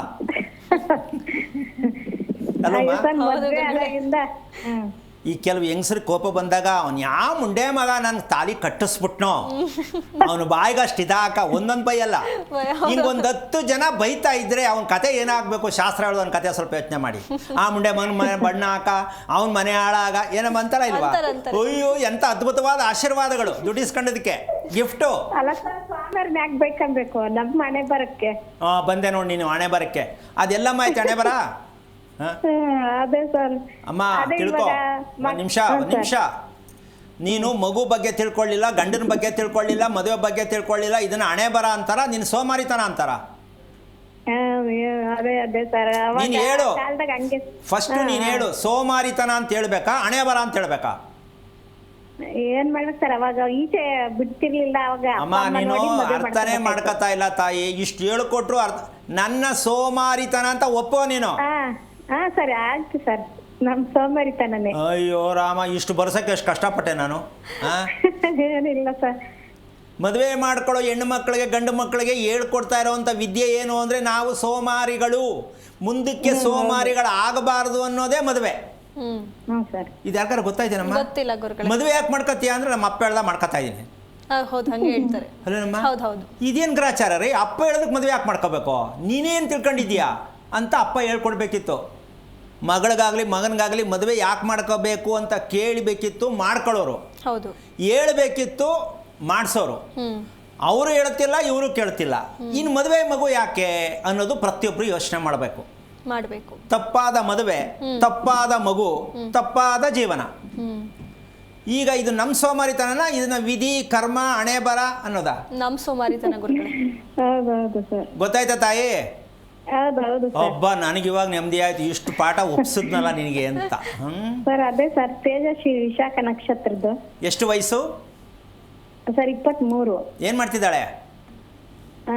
ಹೋಮ್ ಲೋನ್ಸ್ ಇದು ಬ್ಯಾಂಕಿಗೆ ಹೋಗ್ತಾರೆ ಸರ್. ಓಕೆ, ಈಗ ಅವಳ ಬಗ್ಗೆ ಏನ್ ಬೇಕು? ಅದೇ ಸರ್, ಮದ್ವೆ ಯಾಕೋ ಮದ್ವೆ ಆಗ್ತಿಲ್ಲ, ಯಾ ಗಂಡು ಬಂದ್ರು ಅವ್ರು ಒಪ್ತಾರೆ, ಇವಳು ಒಪ್ತಾ ಇಲ್ಲ. ಅಯ್ಯೋ, ಅವಳು ಬಿಟ್ಬಿಡಮ್ಮ, ಅವಳು ಮದುವೆ ಮಾಡ್ಕೊಂಡವಳೆ. ನೀನು ಯಾಕಮ್ಮ ಮದುವೆ ಮಾಡಕ್ ಹೋಯ್ತಾ ಇದೆಯಾ? ಏನು ಹೇಳಿದೆ ನಾನು? ಅವಳು ಮದುವೆ ಮಾಡ್ಕೊಂಡವಳೆ, ನಿಂಗೆ ಶಾಕ್ ಆಗಲೇ ಇಲ್ಲ? ನನಗೆ ಗೊತ್ತಿಲ್ಲ ಮದುವೆ ಮಾಡ್ಕೊಂಡ ಅಂತ ಕೇಳು ನೀನು. ಅಲ್ಲ, ನಗ್ತಾ ಇತ್ತು ಎಲ್ಲದಕ್ಕೂ. ಅಲ್ಲಮ್ಮ, ಅವಳು ಮದುವೆ ಮಾಡ್ಕೊಂಡವಳೆ ಅಂದ್ರೆ ಮದುವೆ ಮಾಡ್ಕೊಂಡಿಲ್ಲ, ಮನಸ್ಸಲ್ಲಿ ರಿಸರ್ವ್ ಮಾಡಿ ಇಟ್ಕೊಂಡವಳೆ. ಇದು ಸರಿನಾ ಅದು ಸರಿನಾ, ಅದು ಮಾಡ್ಕೊಳ್ಳ ಇದು ಮಾಡ್ಕೊಳ್ಳ, ಅಮ್ಮನಿಗೆ ಹೇಳ ನಾನೇ ಮಾಡ್ಕೊಳ್ಳ, ಇದು ಕಣಮ್ಮ ಮದುವೆ.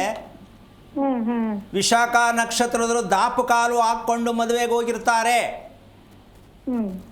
13 ವರ್ಷದ ಹುಡುಗಿನೂ ಕೂಡ ರೆಡಿ ಆಗ್ತಾಳೆ, ನಾನು ಯಾವ ಹುಡುಗನ್ನ ಲವ್ ಮಾಡಿದ್ರೆ ಸರಿ. ಇನ್ನು ಸ್ವಲ್ಪ ಕೆಳಗೆ ಬರ್ತೀನಿ ಅಂದರೆ 7 ವರ್ಷದ ಹುಡುಗಿನೂ ಕೂಡ ದಾಪ ಆಗ್ತಾ ಇರ್ತಾಳೆ, ನಾನು ಯಾವ ಥರ ಲವ್ ಮಾಡಿದ್ರೆ ಸರಿ.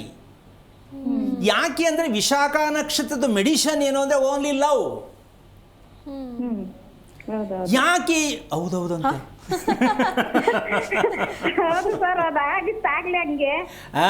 ನೋಡು, ಒಪ್ಕೊಂಬಿಟ್ರು. ನಿಜ ನೀವು ಹೇಳಿದ್ದು. ಈಗ ನೀನು ಯಾಕೆ ಅವಾಗಲೇ ಮಾಡಲಿಲ್ಲ ಮತ್ತೆ? ಹಾಗಾದ್ರೆ ಅದು ತಿರ್ಗಾ ಅವರು ಬಿಟ್ಬಿಟ್ರು. ಈಗ ಪ್ಯಾಚ್ ಹಾಕಿ ಮುಂದಕ್ಕೆ ತಳ್ತಿದೀಯಾ. ಭಗವಂತ ಇನ್ನೆಷ್ಟರ ಮಟ್ಟಿಗೆ ಮೆಸೇಜ್ ಕೊಡಬೇಕಮ್ಮ ಮಕ್ಕಳ ಬಗ್ಗೆ? ಅಲ್ಲ, ಒಂದು 2-3 ಲವ್ ಆಗಿತ್ತು, ಹೆಂಗೆ ಹೇಳ್ತಾರೆ, ಒಂದು 2-3 ಲವ್ ಆಗಿತ್ತು, ನಮ್ಗೆ ಇಷ್ಟ ಆಗಲಿಲ್ಲ. 2-3 ಗೊತ್ತಿರೋದು 2-3, ಗೊತ್ತಿಲ್ಲದಿರೋದು ಎಷ್ಟಿರ್ಬೋದು ಗೊತ್ತಿಲ್ಲ. ಅದಕ್ಕೆ ನಾನು ಹೇಳ್ತೀನಿ, ಫಸ್ಟ್ ಹುಡುಗ ಹುಡುಗಿ ನೋಡಿದಾಗ ಇದೇ ಫ್ರೆಶ್ ಅಂತ ಅನ್ಕೋಬೇಕು ನಾವು. ಹಿಂದಕ್ಕೆ ಹೋಗ್ಬಾರ್ದು. ಕಾಲೇಜ್ಗೆ ಹೋಗಿದ್ದ, ಹೈಸ್ಕೂಲ್ಗೆ ಹೋಗಿದ್ದ ಕೇಳಬಾರ್ದು. ಏನಮ್ಮ, ಈಗ ಫ್ರೆಶ್ಶು, ಈಗ ನೋಡಿದ್ದೀನಿ ಫ್ರೆಶ್ಶು. ಹಿಂದಕ್ಕೆ ಗೊತ್ತಿಲ್ಲ, ನೆನ್ನೆ ಏನಾಗಿದೆ ಗೊತ್ತಿಲ್ಲ, ಈಗ ಫ್ರೆಶ್ಶು ಅಷ್ಟೇ. ಕ್ಲೀನಾಗಿ ಬಟ್ಟೆ ಗಿಟ್ಟೆ ಹಾಕ್ಕೊಂಡು ದೇವಸ್ಥಾನ ಕರ್ಕೊಂಡೋಗಿ ತೀರ್ಥ ಹಾಕ್ಬಿಡಿ, ಫ್ರೆಶ್ಶು. ಇದೇ ರೀ ಪ್ರಪಂಚದಲ್ಲಿ ಇರೋದು, ಫ್ರೆಶ್ಶು. ಯಾವುದು ಫ್ರೆಶ್ ಇಲ್ಲ, ಎಲ್ಲ ಹೋಗ್ಬಿಟ್ಟಿರ್ತದೆ. ಯಾಕೆ ಅಂದರೆ ನಮಗೆ ಮನಸ್ಸು ಅನ್ನೋದೇ ಗೊತ್ತಿಲ್ಲ, ಮನಸ್ಸನ್ನು ಗಳಿಸ್ಬೇಕು ಅನ್ನೋದು ಗೊತ್ತಿಲ್ಲ, ಮನಸ್ಸಿನ ಬಗ್ಗೆ ಅರಿವು ಮೂಡಿಸ್ಕೊಳ್ಳೋದು ಬೇಕು ಗೊತ್ತಿಲ್ಲ. ಆ ಕಾರಣದಿಂದಾಗಿ ನಮ್ಮ ಜೀವನದಲ್ಲಿ ಆ ಕ್ಷಣಕ್ಕೆ ನೀವು ಫ್ರೆಶ್ ಅನ್ಕೊಳ್ಳಿ. ಹಾಗಾಗಿ ನೀನು ವಿಶಾಖ ನಕ್ಷತ್ರದ ಹುಡುಗಿಗೆ ಮದುವೆ ಮಾಡ್ತೀನಿ ಅನ್ನೋದು ಕನಸಿನ ಮಾತಮ್ಮ, ಬೇಜಾರು ಮಾಡ್ಕೋಬೇಡ ತಾಯಿ. ಯಾಕೆ ಈ ಕನಸು? 7 ವರ್ಷದ ಮಗುಗೆ ಆ ಮನಸ್ಥಿತಿ ಯಾಕೆ ಬರಬೇಕು? ಪ್ರಶ್ನೆ ಬರುತ್ತೆ ಅಲ್ವಾ? ಅದಕ್ಕೂ ಗೊತ್ತಿರುತ್ತೆ, ನಾನು ಒಂದು ಹೆಣ್ಣು, ದಾರಿ ತಪ್ಪಬಾರ್ದು, ಹೆಂಗೆಂಗೋ ಯೋಚನೆ ಮಾಡಬಾರ್ದು ಅಂತ ಅದಕ್ಕೂ ಮನಸ್ಸಿರುತ್ತೆ. ಇಲ್ಲಿ ಒಂದು ವಿಚಾರ ಹೇಳಲೇಬೇಕು, ಕಷ್ಟ ಆಗುತ್ತೆ. ಸೊ ಅದು ಹೇಳೋಕ್ಕೆ ಕಷ್ಟ, ಮುಜುಗರ ಅನಿಸುತ್ತೆ, ಆದರೂ ಹೇಳಲೇಬೇಕಾಗತ್ತೆ. ಇದನ್ನು ತಂದೆ ತಾಯಿ ಆದವರು, ತಂದೆ ಬಿಟ್ಬಿಡಿ, ಅವನ ಪಾಪ ಎಲ್ಲೋ ಇರ್ತಾನೆ. ತಾಯಿ ಆದವಳು ಮಕ್ಕಳಿಗೆ ಹತ್ತಿರವಾದಂಥ ತಾಯಿ ಇರ್ತಾಳೆ, ಹೌದಾ? ಆ ಮಗು ಯೂರಿನ್ ಪಾಸ್ ಮಾಡಿ ಬಂದ ತಕ್ಷಣ ಆ ಹೆಣ್ಣು ಮಗುವಿನ ಕೈ ಎಲ್ಲಿರುತ್ತೆ ನೋಡ್ಕೊಂಬಿಡಿ, ಡಿಟ್ಟೋ ಪಿಕ್ಚರ್. ಮಗು ಯೂರಿನ್ಗೆ ಹೋಗಿ ಬಂದ ಮೇಲೆ ಇದನ್ನು ಟೆಸ್ಟ್ ಮಾಡಬೇಕು. ನಿಮ್ಮ ಮಕ್ಕಳ ಮನಸ್ಥಿತಿ ಎಲ್ಲಿದೆ, ನಿಮ್ಮ ಮಕ್ಕಳು ಎಲ್ಲಿ ಓಡ್ತಾ ಇದ್ದಾರೆ ಅನ್ನೋದನ್ನು ನೀವು ತಿಳ್ಕೋಬೇಕಂದ್ರೆ, ಹೆಣ್ಣಾಗಲಿ ಗಂಡಾಗಲಿ, ಆ ಕೈ ಭಾಗ ಎಲ್ಲಿ ಮರ್ಮಾಂಗದ ಮೇಲೆ ಕೆಲಸ ಮಾಡುತ್ತೆ, ಆ ಮಗು ಸೆಕ್ಸ್ ಮೈಂಡ್. ಎಲ್ಲ ಮಕ್ಕಳು ಸೆಕ್ಸ್ ಮೈಂಡೇ. ಅದಕ್ಕೆ ನಾನು ಸ್ವಲ್ಪ ಮುಂದಕ್ಕೆ ಬರ್ತೀನಿ. ಏನದು ಅಂದರೆ, ತಾಯಿ ಹೊಟ್ಟೆಯಲ್ಲಿ ಹುಟ್ಟಿದ ಮಗು ಸ್ವಂತ ಮಗು, ಯಾಕಿದನ್ನು ಹೇಳ್ತೀನಿ ಆಮೇಲೆ ಹೇಳ್ತೀನಿ. ಸ್ವಂತ ಮಗುನೇ ಸ್ವಾಮಿ, ಇನ್ಯಾವ ಮಗು ಹಾಲು ಕೊಡ್ಸೋಕ್ಕಾಯ್ತದ? ಸ್ವಂತ ಮಗು ಅಲ್ಲ, ಸದ್ಯಕ್ಕೆ ಸ್ವಂತ ಮಗು ಅಂತ ಅನ್ಕೊಳ್ಳೋಣ ಅಂತ ತಪ್ಪಾಗಿ ತಿಳ್ಕೊಬೇಡಿ ದಯವಿಟ್ಟು. ಯಾಕೆ ಅಂದರೆ ಸ್ವಂತ ಮಗು ಯಾವ ಕಾರಣಕ್ಕೂ ಯಾರ ಹೊಟ್ಟೆಯಲ್ಲಿ ಹುಟ್ಟಲ್ಲ. ಅದು ಯಾರಿಗೂ ಅಪ್ಪ ಅಮ್ಮ ಯಾವುದೋ ಕಾಲದಲ್ಲಿ ಎಲ್ಲೆಲ್ಲೋ ಆಗಿರುತ್ತೆ. ಅದು ಈಗ ನಿಮ್ಗೆ ಅಪ್ಪ ಅಮ್ಮನ ಆರಿಸ್ಕೊಂಡು ಬಂದೈತೆ. ಅದನ್ನು ನೀವು ಗುರ್ತಿಸ್ಕೊಂಡ್ರೆ ನೀವು ಅಪ್ಪ ಅಮ್ಮ ಹೌದಾ ಅಲ್ವಾ ಅಂತ ಗೊತ್ತಾಗುತ್ತೆ. ಇದನ್ನು ಗುರ್ತಿಸೋರು ಯಾರು? ಅದು ಇನ್ನೂ ಹುಟ್ಟಿಲ್ಲ ನಮ್ಮ ದೇಶದಲ್ಲಿ. ನೀವು ಸ್ವಂತ ಅಪ್ಪ ಅಮ್ಮನ ಈ ಮಗುಗೆ ಅನ್ನೋ ವಿಚಾರವನ್ನು ಕೇಳಬೇಕಂದ್ರೆ ಬಂದರೆ ಹೇಳ್ಕೊಡ್ತೀವಿ ಆ ಕಾಳು ಹಾಕ್ಕೊಂಡು. ಈ ತಂದೆ ತಾಯಿ ನಿಮ್ಮ ಮಗು ನಿಮ್ಮದಾ? ಸಾಧ್ಯನೇ ಇಲ್ಲ. ಹಾಗಿದ್ರೆ ಆ ಮಗು ನಿಮ್ಮ ಮಾತು ಕೇಳಬೇಕಿತ್ತು. ಕೇಳ್ತಾ ಇಲ್ಲ ಅಂದರೆ ನಿಮ್ಮ ಮಗು ಅಲ್ಲ. ನೀವು ಬಾಡಿಗೆ ರಿಪೇರಿ ಮಾಡ್ತಾ ಇದ್ದೀರಾ ಅಷ್ಟೇ. ಕರ್ಕೊಂಬಂದು ಮಗುನ ಮನೇಲಿ ಇಟ್ಕೊಂಡು ಸಾಕ್ತಂಗೆ. ನನ್ನ ಹೊಟ್ಟೆಲಿ ಹುಡ್ತು, ದಟ್ ಈಸ್ ರಾಂಗ್. ಆ ಮಾತೇ ಹೇಳಂಗಿಲ್ಲ ನೀವು. ಆ ಮಗು ಹಾಲು ಕುಡಿಬೇಕಾದ್ರೆ ಮಗು ಕೆಲವು ತಾಯಿ ಮುಖ ಸವರುತ್ತೆ ಮಗು. ಹೌದು. ಹೌದಾ? ಹೌದು. ಇನ್ನೊಂದು ಜಡೆ ಹಿಡ್ಕೊಳುತ್ತೆ. ಹೌದು. ಈಗ ವಿಷಯಕ್ಕೆ ಬರೋಣ. ಒಂದು ಮಗು ಬೆನ್ನು ಸವರುತ್ತೆ, ಇನ್ನೊಂದು ಮಗು ಹೊಟ್ಟೆ ಸವರುತ್ತೆ. ತಿಳ್ಕೊಳ್ರಿ, ಮಗು 100% ಗಂಡ ಹೆಂಡತಿ ಆಡಿರ್ತಕ್ಕಂತಹ ಚೇಷ್ಟೆ, ಆ ಚೇಷ್ಟೆ ಎಷ್ಟು ಪರ್ಸೆಂಟೇಜ್ ಇದೆ ಅಂದರೆ ಆ ಮಗು ಕೈಯಲ್ಲಿ ಆಡಿಸುತ್ತೆ. ಅಲ್ಲ ಮಗು ಕಣ್ರಿ, ಮಗುನೇ ವಿಷಯ ಹೇಳ್ತಿರೋದು ನಾನು. ಆಗ ತಾನೇ ಹಾಲು ಕುಡಿಯೋ ಮಗು ತಾಯಿಯ ದೇಹದ ಮೇಲೆ ಎಲ್ಲಿ ಹಾಕತ್ತೆ ಕೈ, ಅದನ್ನು ತಿಳ್ಕೋಬೇಕು ನಿಜವಾದ ತಾಯಿ. ನಂಬರ್ 1. ನಂಬರ್ 2, ಮಲಗಿದಾಗ ಕತ್ತಪ್ಕೊಳತ್ತೆ ಅವನ ಮಗು. ಇನ್ನೊಂದು ಮಗು ಕಾಲೆತ್ತಿ ಹಾಕತ್ತೆ ದೇಹದ ಮೇಲೆ. ಇವೆಲ್ಲ ಚೇಷ್ಟೆ ರೀ, ನೀವುಗಳು ಮಾಡಿರೋ ಚೇಷ್ಟೆ. ಗಂಡ ಹೆಂಡತಿಯ ಚೇಷ್ಟೆಯ ಚರಿತ್ರೆಯನ್ನು ನಿಮ್ಮ ಹೊಟ್ಟೆಯಲ್ಲಿ ಹುಟ್ಟಿದ ಮಗು ಅಪ್ಲೈ ಮಾಡುತ್ತೆ. ಆ ಮಗುಗೆ ಅದ್ರ ಬಗ್ಗೆ ಏನು ಗೊತ್ತಿಲ್ಲ. ನೀವು ತಿಳ್ಕೋಬೇಕು, ಓ ಇದು ನನ್ನ ಚೇಷ್ಟೆ ಮಗುನಲ್ಲಿ ಬಂತು. ಇದು ಯಾರಿಗಾರು ಗೊತ್ತಾಗಿದೆಯಾ? ಗೊತ್ತಿಲ್ಲ ಗುರುಗಳೇ. ಏಯ್ತು ಅಂತೆ. ಏಯ್ತು ಅಲ್ಲ, ನಿಂದೆ ಅದು ಪ್ರಸಾದ, ನೀನೇ ಮಾಡಿರೋದು. ಮಕ್ಕಳಿಗೆ ಬೈಯೋ ತಂದೆ ತಾಯಿಗಳಿಗೆ ಹೇಳ್ತಕ್ಕಂಥದ್ದು, ಮಗು ಏನು ಮಾಡ್ತಿದೆ ಅದು ನಿಮ್ಮದೇ ಚೇಷ್ಟೆ, ನೀವೇ ಮಾಡಿರ್ತಕ್ಕಂಥ ಕೆಲಸಗಳು, ಅದೇ ನಿಮ್ಮ ಕರ್ಮ. ನಿಮ್ಗೆ ಅವಾಗ ಗೊತ್ತಾಗಿಲ್ಲ ಚೇಷ್ಟೆ ಮಾಡಬೇಕಾ ಹೆಂಡತಿ ಗಂಡ ಅಂತ. ಈ ಚೇಷ್ಟೆ ಮಾಡ್ಕೊಂಡೇ ಮಕ್ಕಳು ಮಾಡ್ಕೊಳ್ಳೋದು ನಾವು. ಈ ಚೇಷ್ಟೆಯಿಂದ ಮಕ್ಕಳು ಮಾಡ್ಕೊಂಡೋಗೆಲ್ಲ ಚೇಷ್ಟೆ ಮಾಡೋ ಮಕ್ಕಳೇ ಹುಟ್ಟೋದು. ಮತ್ತು ಹೆಂಗೆ ಮಾಡ್ಕೋಬೇಕಿತ್ತು? ಕ್ರಮ ಬಂದಾಗ, ಟೈಮ್ ಬಂದಾಗ ಹೇಳ್ತೀನಿ. ಮಗು ಮಾಡ್ಕೋಬೇಕಾದ್ರೆ ಗಂಡ ಹೆಂಡತಿ ಯಾವ ಸ್ಕೂಲ್ಗೆ ಹೋಗಬೇಕಿತ್ತು, ಏನು ತಿಳ್ಕೋಬೇಕಿತ್ತು, ಆಮೇಲೆ ನೀವು ಮಾಡ್ಕೊಳ್ತಕ್ಕಂಥದ್ದು. ಅದಕ್ಕೋಸ್ಕರವಾಗಿ ಇನ್ನೊಂದು ದೊಡ್ಡ ದುರಂತ ಏನಂದ್ರಮ್ಮ, ಮದುವೆಗೆ ಮುಹೂರ್ತ ಕೇಳ್ತಾರೆ, ಎಷ್ಟು ಗಂಟೆಗೆ ತಾಲಿ ಕಟ್ಟಿಸ್ಬೇಕು ಅಂತ. ಹೌದು. ಅದೇ ಫಸ್ಟ್ ನೈಟ್ಗೆ ಅವ್ರದ್ದೇ ವೈಯಕ್ತಿಕವಾದ ವಿಷಯಗಳು. ಅಲ್ಲಿಲ್ಲ, ಅಲ್ಲಿ ಬೇಕಿತ್ತು ಮುಹೂರ್ತ, ಎಷ್ಟು ಗಂಟೆಗೆ ಗಂಡು ಹೆಣ್ಣು ಸಂಪರ್ಕ ಹೊಂದಬೇಕು ಅಂತ. ಬಿಟ್ಬಿಟ್ರು, ನಮ್ಮ ದೇಶ ಹಾಳು ಮಾಡಿಟ್ಬಿಟ್ರು. ಈ ಶಾಸ್ತ್ರ ಹೇಳೋ ಕಂತ್ರಿ ಕಮ್ಮಂಗಿಗಳು ಮಾಡಿರುವಂತಹ ಒಟ್ಟಿಗೆ ಹೆಂಗೋ ಮಾಡ್ಕೋಗ್ರಿ, ರಾತ್ರಿ 10 ಗಂಟೆಗೆ ಆಯಿತು. ಏನಿದು ಕತೆ? ಏನು 10 ಗಂಟೆ? ಏನು ಅರ್ಥ ಏನದ್ರದ್ದು ಹೇಳಿದ್ದೀರಾ? ಇಲ್ಲ. ಅಲ್ಲ ಸಿನಿಮಾ ನೋಡೋರಲ್ಲ ಎಲ್ಲ ಮಾಡ್ಕೋತಾರೆ ಅಂದರೆ ಯಾಕಿಷ್ಟು ವ್ಯವಹಾರವನ್ನು ಬಿಚ್ಚಿ ಹೇಳ್ತಾ ಇದ್ದೀನಿ ಅಂತ ತಿಳ್ಕೊಳ್ಳಿ. ನಾವು ಎಲ್ಲಿ ಮಾಡ್ತಾ ಇದ್ದೀವಿ ತಪ್ಪನ್ನು. ಒಂದು ಮಗು ಮಾಡ್ಕೊಳ್ಳೋದಕ್ಕೆ ಗಂಡು ಹೆಣ್ಣು ಏನು ಮಾಡಬೇಕು, ಏನು ತಿಳ್ಕೋಬೇಕು ಅಂತಕ್ಕಂಥ ಪ್ರಜ್ಞೆ ಇಲ್ಲದೆ ಚೇಷ್ಟೆಗಳ ಮುಖಾಂತರವಾಗಿ ಒಂದು ಹೆಣ್ಣು ಗಂಡು ಸಂಯೋಗ ಆಗ್ತಕ್ಕಂತಹ ಒಂದು ಸಮಯ ಇದೆಯಲ್ಲ, ಎಂತಹ ಕಿತ್ತೋಗಿರೋ ಸಮಯ ಇರುತ್ತೆ ಅಂತ ಯಾವ ಹೆಣ್ಣು ಗಂಡು ಗೊತ್ತು? ಹೊಟ್ಟೆ ಹಸಿ ಊಟ ಮಾಡಬೇಕು, ಮಾಡ್ತಾರೆ, ಖುಷಿ ಬೇಕು ಅನುಭವಿಸ್ತಾರೆ. ಬಟ್ ಆ ಸಮಯ, ಆ ಪ್ರಜ್ಞೆ, ಆ ಸಮಯದಲ್ಲಿ ಹಾಕ್ಕೊಂಡಂಥ ಬಟ್ಟೆ, ಮಲಗಿದಂಥ ಜಾಗ, ಮಾಡಿದಂಥ ಊಟ, ಇಷ್ಟೂ ಗೊತ್ತಾಗಬೇಕು. ಯಾವ ರೀತಿ ಊಟ ಮಾಡಿ ಗಂಡು ಹೆಣ್ಣು ಮಗುವನ್ನು ಪಡ್ಕೋಬೇಕು, ಎಷ್ಟು ಗಂಟೆಗೆ ಊಟ ಮಾಡಿ ಮಲಗಬೇಕು ಗಂಡು ಹೆಣ್ಣು, ಊಟ ಮಾಡಿದ ಎಷ್ಟು ಗಂಟೆ ಗ್ಯಾಪ್ ಬೇಕು ಮಲಗಲಿಕ್ಕೆ. 9:30 ತಿಂದ್ಬಿಟ್ಟು 10 ಗಂಟೆಗೆ ಮಲ್ಕೊಂಬಿಡೋದು. ಊಟ ಅರಗಬೇಕಾದ್ರೆ 5 ಗಂಟೆ ಬೇಕು. ಈ 5 ಗಂಟೆಗೆ ಮುಂಚೆ ಯಾವುದೇ ಹೆಣ್ಣು ಗಂಡು ಸಂಪರ್ಕ ಹೊಂದಬಾರದು. ಅಲ್ಲ 5 ಗಂಟೆ ಅಂದರೆ 9 ಗಂಟೆಗೆ ಊಟ ಮಾಡಿ 5 ಗಂಟೆ ಟೈಮ್ ಎಲ್ಲಿ ಹೊಟ್ಟೈತು? 2 ಗಂಟೆ ರಾತ್ರಿಗೆ ಬಂತು. ಅಲ್ಲ ಸ್ವಾಮಿ ಅಲ್ಲಿ ತನಕ ಕಾಯ್ಕೊಂಡಿರೋದ? ಬಂತು ನೋಡಿ ಅಲ್ಲಿ ಪಿಕ್ಚರ್. ಅದಕ್ಕೋಸ್ಕರವಾಗಿ ಇದಕ್ಕೆ ಬ್ರಾಹ್ಮಿ ಮುಹೂರ್ತ ಅಂತ ಇಟ್ಟಿರ್ತಕ್ಕಂಥದ್ದು. ಬೆಳಗಿನ ಜಾವ 3 ಗಂಟೆಯಿಂದ 3:30, ಬರೇ 30 ನಿಮಿಷ ಅವಧಿಯಲ್ಲಿ ಯಾವ ಹೆಣ್ಣು ಗಂಡು ಸಂಪರ್ಕವನ್ನು ಹೊಂದುತ್ತಾರೋ ಆ ಮಗು ಜ್ಞಾನವಂತ ಮಗು ಬರುತ್ತೆ. 3 ಗಂಟೆ ರಾತ್ರಿಯಲ್ಲಿ ಹೆಂಗೆ ಸ್ವಾಮಿ? ಅದೆಲ್ಲ ವಿಚಾರಗಳು ತುಂಬ ಕಷ್ಟ ಆಗುತ್ತೆ. ಯಾಕೆ ಅಂದರೆ ಸ್ನಾನ ಮಾಡಿ ದೇವಸ್ಥಾನಕ್ಕೆ ಹೋಗಬೇಕು ಅನ್ನೋ ನಾವು, ಸ್ನಾನ ಮಾಡಿ ಗಂಡ ಹೆಂಡತಿ ಮಲಗಬೇಕು ಅನ್ನೋ ಪ್ರಶ್ನೆ ಪ್ರಪಂಚದಲ್ಲಿ ಯಾರು ಹೇಳಿದಾರ? ಸ್ವಲ್ಪ ಯೋಚನೆ ಮಾಡಮ್ಮ. ಇಲ್ಲ ಗುರುಗಳೇ. ಬೆಳಿಗ್ಗೆ ಮಾಡಿ ಸ್ವಾಮಿ ಸ್ನಾನನ, ಅಷ್ಟೇನಾ? ಆಗಿದ್ಮೇಲೆ ಮಗು ಯಾರದು? ದೇವರು ಅಂತ ಹೇಳ್ತೀರಾ. ಆ ದೇವರು ನಿಮ್ಮನೆಗೆ ಬರಬೇಕಾದ್ರೆ ನೀವಿಬ್ಬರು ಸ್ನಾನ ಮಾಡಿರ್ಬೇಕಾ ಬೇಡ? ಮಾಡಿರಬೇಕು ಗುರು. ಯಾರು ಸ್ನಾನ ಮಾಡಿ ಗಂಡ ಹೆಂಡತಿ ಮಲಗ್ತಾ ಇದ್ದಾರೆ? ಪ್ರಪಂಚದಲ್ಲಿ ಯಾರು ಹೇಳ್ಕೊಟ್ಟಿದ್ದಾರೆ? ಇದು ವಿಚಿತ್ರ ಅನ್ನಿಸ್ಬೋದು ನಿಮಗೆ. ಸ್ನಾನ ಮಾಡಿ ಗಂಡು ಹೆಣ್ಣು ಮಲಗಬೇಕಾದ್ರೆ ಆವತ್ತಿನ ಟೈಮ್ ಟೇಬಲ್ ಹಾಕ್ಕೊಂಡಿರಬೇಕು. ನಮಗೆ ವಿಶೇಷವಾದ ದಿನ ಯಾವತ್ತು, ಫ್ರೀ ಆಗಿರೋ ದಿನ ಯಾವತ್ತು, ಒಳ್ಳೆಯದಾಗೋ ದಿನ ಯಾವತ್ತು, ವಾರದಲ್ಲಿ ಒಂದು ದಿನ ಮಾತ್ರ ಮೀಸಲಾಗಿಡಬೇಕು. ನಾವೇನು ಮಾಡ್ತೀವಿ ಅಂದರೆ ಹೆಂಗೆ ಬೇಕಂಗೆಲ್ಲ ನಡ್ಕೊಂಡಿರ್ತೀವಿ, ಯಾವಾಗ ಹೊಟ್ಟೆ ಎಸೀತು ಹಂಗೆಲ್ಲ ತಿಂತಾ ಇರ್ತೀವಿ. ಅದಕ್ಕೆ ಯಮಗಂಡ ಕಾಲದಲ್ಲೂ ಹುಟ್ಟುತ್ತೆ, ಅಮಾವಾಸ್ಯೆಯಲ್ಲೂ ಹುಟ್ಟುತ್ತೆ, ಅರ್ಧ ರಾತ್ರಿಲೂ ಹುಟ್ಟುತ್ತೆ. ಅದಕ್ಕೆ ಕಾರಣ ನಾವೇ. ಅಮ್ಮ ನಿಂಗೆ ಅರ್ಥ ಆಯ್ತಾ? ಆಯ್ತು ಸ್ವಾಮಿ. ನೋಡಿ, ಇಷ್ಟು ತಪ್ಪು ಮಾಡಿ ಮಕ್ಕಳು ಮಾಡ್ಕೋತೀವಮ್ಮ. ಆಮೇಲೆ ಮಕ್ಕಳ ಬಗ್ಗೆ ಭವಿಷ್ಯ ಕೇಳ್ತೀವಿ. ಅದಕ್ಕೋಸ್ಕರ ನೀನೇನು ಮಾಡಬೇಕು ಅಂದರೆ ಫಸ್ಟು ನೀವು ಗಂಡ ಹೆಂಡ್ತಿ ವಿಶಾಖ ನಕ್ಷತ್ರದಲ್ಲಿ ಏನು ಕೊಡ್ತು ಅಂದರೆ ಇಷ್ಟು ವಿಚಾರ ಹೇಳಬೇಕಾಯ್ತು. ಯಾಕೆ ಅಂದರೆ ಯೂರಿನ್ ಪಾಯಿಂಟ್, ಮೋಷನ್ ಪಾಯಿಂಟ್ ಎರಡೂ ಕೆಟ್ಟೋಗಿರುತ್ತೆ ವಿಶಾಖ ನಕ್ಷತ್ರಕ್ಕೆ. ಎರಡೂ ಬ್ಯಾನ್ ಕೆಟ್ಟೋಗಿರುತ್ತೆ. ಟೈಮ್ ಕರೆಕ್ಟಾಗಿ ಎರಡೂ ನಡೆಯಲ್ಲ. ತುಂಬ ಹಿಂಸೆ ಪಟ್ಟು ಹೋಗಬೇಕು. ಎರಡೂ ಪಾಯಿಂಟು ಬ್ಯಾನ್. ಅಂದ ಮೇಲೆ ಆ ಮಗು ಮನಸ್ಥಿತಿ ಏನಾಗಿರಬೇಕು? ಹುಚ್ಚಿಡಿಯತ್ತೆ. ಹುಚ್ಚಿಡಿದ ಮೇಲೆ ಏನು ಮಾಡಬೇಕು? ಅಪ್ಕೋಬೇಕು ಅಷ್ಟೇ. ಅಪ್ಕೊಂಡ್ಮೇಲೆ ಮುಂದಕ್ಕೆ ನೀವು ಸೇರಿಸ್ಕೊಳ್ಳಿ. ಈ ಅಪ್ಕೋಬೇಕು ಅನ್ನೋದು ಮಗು ಮನಸ್ಸಲ್ಲಿ ಬಂದರೆ ಏನಾಗ್ಬೋದು? ಮಗು ಅಲ್ಲಿ ವಯಸ್ಸಿಲ್ಲ, ಸಮಯ ನೋಡಲ್ಲ, ಸಂಬಂಧ ನೋಡಲ್ಲ. ಯಾಕೆ? ಅದಕ್ಕೆ ಬೇಕಿರೋದೇನು? ಹಪ್ಪಿಗೆ ಬೇಕು.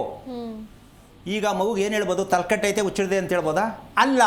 ತಂದೆ ತಾಯಿಗಳು ಮಾಡಿರ್ತಕ್ಕಂತಹ ಆ ಒಂದು ಕೆಟ್ಟ ಚಾಳಿ ಏನು ಅಂದರೆ ಸಮಯದ ಅಭಾವ ಮತ್ತು ಪ್ರಜ್ಞಾಸ್ಥಿತಿಯಲ್ಲಿ ಮಗುವನ್ನು ಪಡೆಯದೇ ಇರುವ ಕಾರಣ ಮಕ್ಕಳು ಅನುಭವಿಸ್ತಾ ಇದ್ದಾವೆ ಅಂತ ನೀವು ತಿಳ್ಕೊಳ್ಳೋವರೆಗೂ ಮಕ್ಕಳನ್ನು ರಿಪೇರಿ ಮಾಡೋಕ್ಕಾಗಲ್ಲ.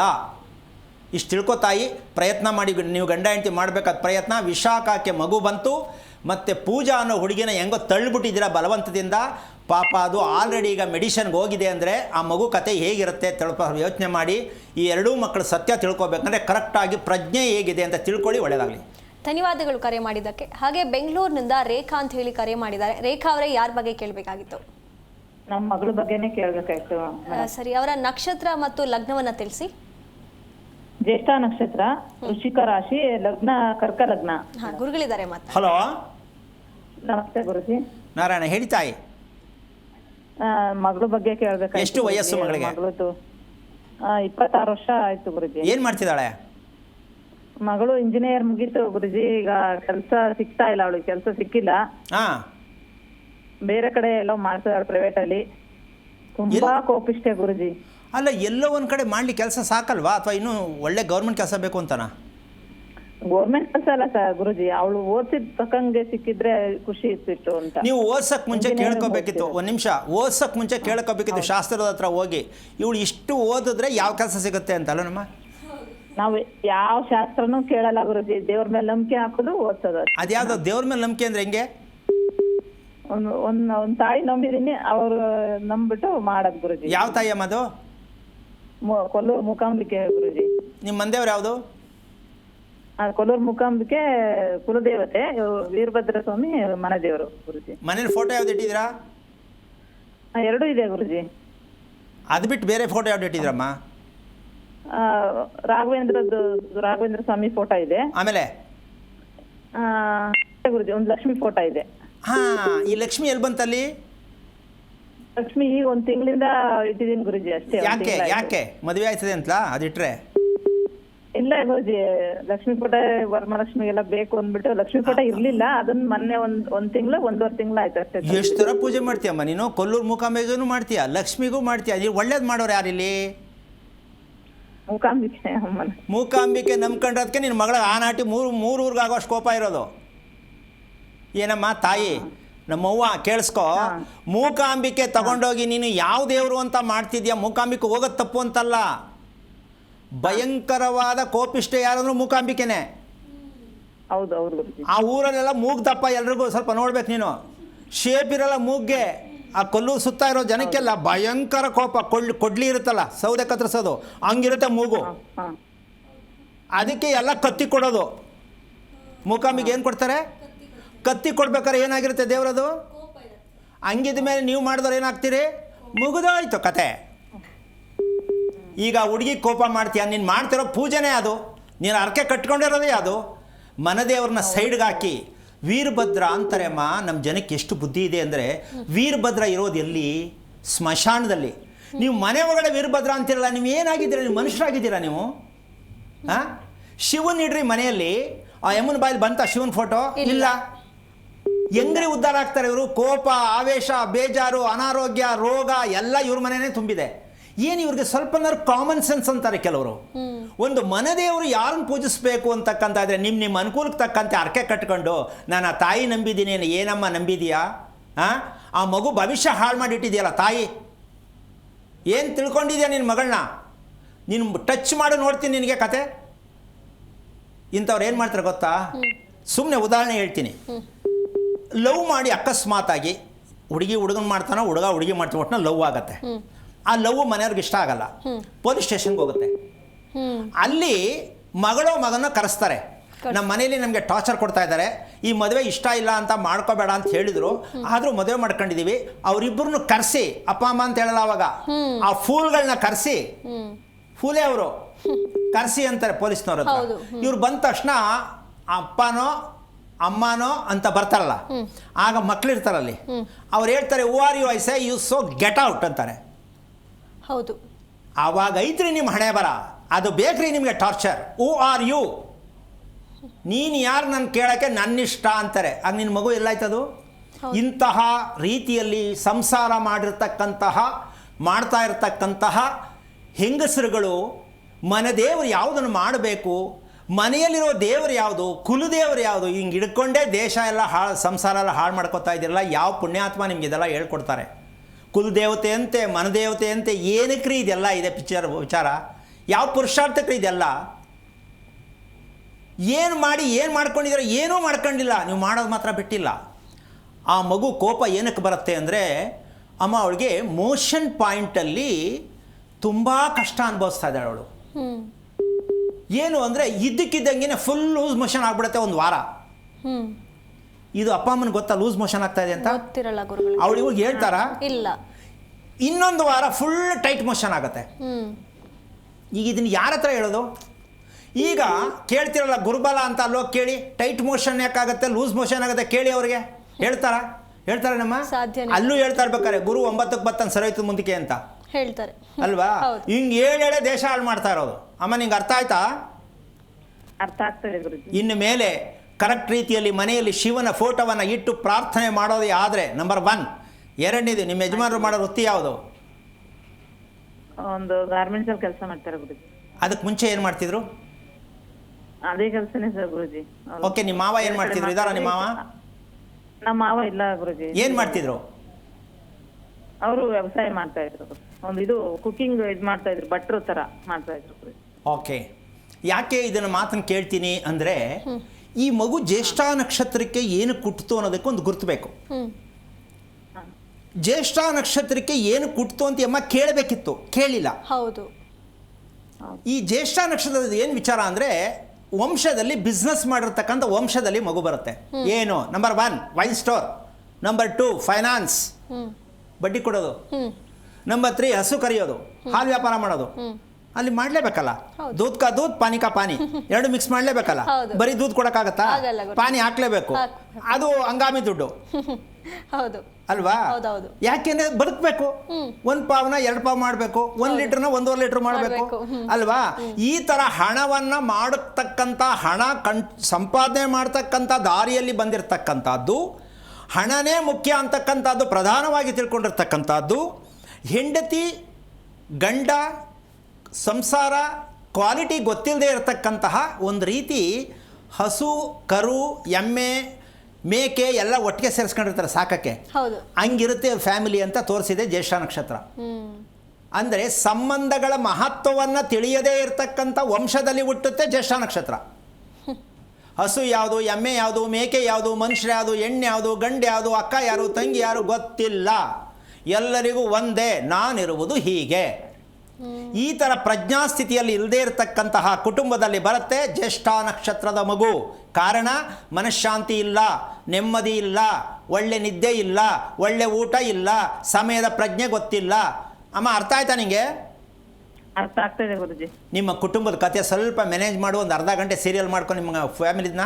ನಿನ್ನ ಗಂಡನ ಮನೆ ಟೈಮ್ ಟೇಬಲ್ ಹೆಂಗೆ, ನಿನ್ನ ಗಂಡನ ಮನೆ ಟೈಮ್ ಟೇಬಲ್ ಹೆಂಗೆ, ನಂಬರ್ 1. ನಂಬರ್ 2 ತಂದೆ ಮನೆದು ಹೆಂಗೆ, ಇವೆರಡನ್ನೂ ಲೆಕ್ಕ ಹಾಕು. ಅರ್ಧ ಗಂಟೆ ಯೋಚನೆ ಮಾಡು, ನಿನ್ನ ಸ್ಟೋರಿ ನಿನ್ನ ಕಣ್ಮುಂದೆ ಬರುತ್ತೆ. ಇದರ ರಹಸ್ಯವೇ ನನ್ನ ಮಗು. ಈಗ ಈ ರಹಸ್ಯ ಮಗುನಲ್ಲಿ ತುಂಬಿದೆ, ಅದನ್ನು ಕ್ಲೀನ್ ಮಾಡಬೇಕು ಅಂತ ನೀನು ಯಾಕೆ ತಿಳ್ಕೊಂಡಿಲ್ಲ? ನಿಮ್ಮ ಗಂಡ ಯಾಕೆ ತಿಳ್ಕೊಳ್ಳಿಲ್ಲ, ನೀವಿಬ್ಬರು ಒಟ್ಟಿಗೆ ಯಾಕೆ ಮಗು ಬಗ್ಗೆ ತಿಳ್ಕೊಳ್ಳಿಲ್ಲ ಅಂತ ಕೇಳ್ತೀನಿ. ಏನು ಹೇಳ್ತೀಯ ಈಗ? ತಪ್ಪಾಯಿತು ಅಂತನಾ, ಗೊತ್ತಾಗಲಿಲ್ಲ ಅಂತನಾ? ಏನು ಹೇಳ್ಬೇಕು ಅಂತಾನೆ ಗೊತ್ತಾಗ್ತಾ ಇಲ್ಲ ಗುರುಜಿ. ಅಲ್ಲ, ಈಗ ವಿಷಯ ತಿಳ್ಕೊಂಡಿಂದ ಖುಷಿ ಆಯ್ತಾ, ಬೇಜಾರಾಯ್ತಾ? ಖುಷಿ ಆಯ್ತು ಗುರುಜಿ, ನಾನು ಅದಕ್ಕೆ ಫೋನ್ ಮಾಡ್ತೀನಿ. ನೀನೇನು ಮಾಡಬೇಕು ಅಂದರೆ ನಿಮ್ಮ ಗಂಡನ ಕೂರಿಸ್ಕೊಂಡು, ಈಗ ನೀನು ಕೊಲ್ಲೂರು ಮೂಕಾಂಬಿಕೆ ಮಾಡ್ತಕ್ಕಂಥ ವಿಚಾರದಲ್ಲಿ ತಪ್ಪಲ್ಲ, ಯಾವತ್ತೋ ಒಂದಿನ ಖುಷಿಯಾಗಿ ಒಂದು ವರ್ಷಕ್ಕೊಂದ್ಸಲ ಹೋಗ್ಬಾ ತಾಯಿ, ನಾನು ಬೇಡ ಅಂತಿಲ್ಲ. ಮನೆಯಲ್ಲಿ ಆರಾಧನೆ ಮಾಡುವುದು ತಪ್ಪು. ಹೇಳ್ತೀನಿ ಕೇಳು, ನಿನ್ನಂಥವ್ರು ಮನೆಯಲ್ಲಿ ಸತ್ಯನಾರಾಯಣನ ಫೋಟೋ ಇಡೋದು, ಮನೆಯಲ್ಲಿ ಚಾಮುಂಡೇಶ್ವರಿ ಫೋಟೋ ಇಡೋದು, ಮನೆಯಲ್ಲಿ ವೀರಭದ್ರನ ಫೋಟೋ ಇಡೋದು, ಮನೆಯಲ್ಲಿ ನರಸಿಂಹಸ್ವಾಮಿ ಫೋಟೋ ಇಡೋದು, ಮನೆಯಲ್ಲಿ ಆಂಜನೇಯನ ಫೋಟೋ ಇಡೋದು, ಏನ್ರಿ ಕರ್ಮಗಳು? ಚಾಮುಂಡೇಶ್ವರಿ ಇಟ್ಬಿಟ್ರೆ ಆ ಮನೆ ಹೆಂಗಸು ಪೂರ್ತಿ ಚಾಮುಂಡೇಶ್ವರಿ ಅವತಾರನೇ, ಎಲ್ಲರ ಮೇಲೆ ರಪ್ಪ ರಪ್ಪ ಅಂತ ಬೀಳ್ತಾಳೆ. ಯಾಕೆ ಮಾಡ್ತೀರ ಚಾಮುಂಡೇಶ್ವರಿ ಪೂಜೆ? ಇದು ದಾಂಪತ್ಯ ಹೊಂದಾಣಿಕೆ ಕೊಡಲ್ಲ. ಗಂಡನ ಬಿಡಬೇಕು, ಚಾಮುಂಡೇಶ್ವರಿ ಹಿಡ್ಕೋಬೇಕು. ಸರಿನಾ? ಸರಿ ಇಲ್ಲ ಗುರುಗಳೇ. ಎಲ್ಲೋ ಹೋಗಿದೆ ಸ್ವಾಮಿ, ಹಂಗೆ ಬಂದ್ಬಿಟ್ಟು ಅದೊಂದು ಫೋಟೋ ಇಡು, ನಂಜನಗೂಡು ಹೋಗಿದೆ ಸ್ವಾಮಿ ಅದೊಂದು ಫೋಟೋ ಇಡು. ಎಷ್ಟು ದೇವ್ರು ಇಡ್ತೀರ್ರಿ? ಏನು ವರ್ಕ್ ಆಗಲ್ಲ ರೀ. ಯಾಕೆ?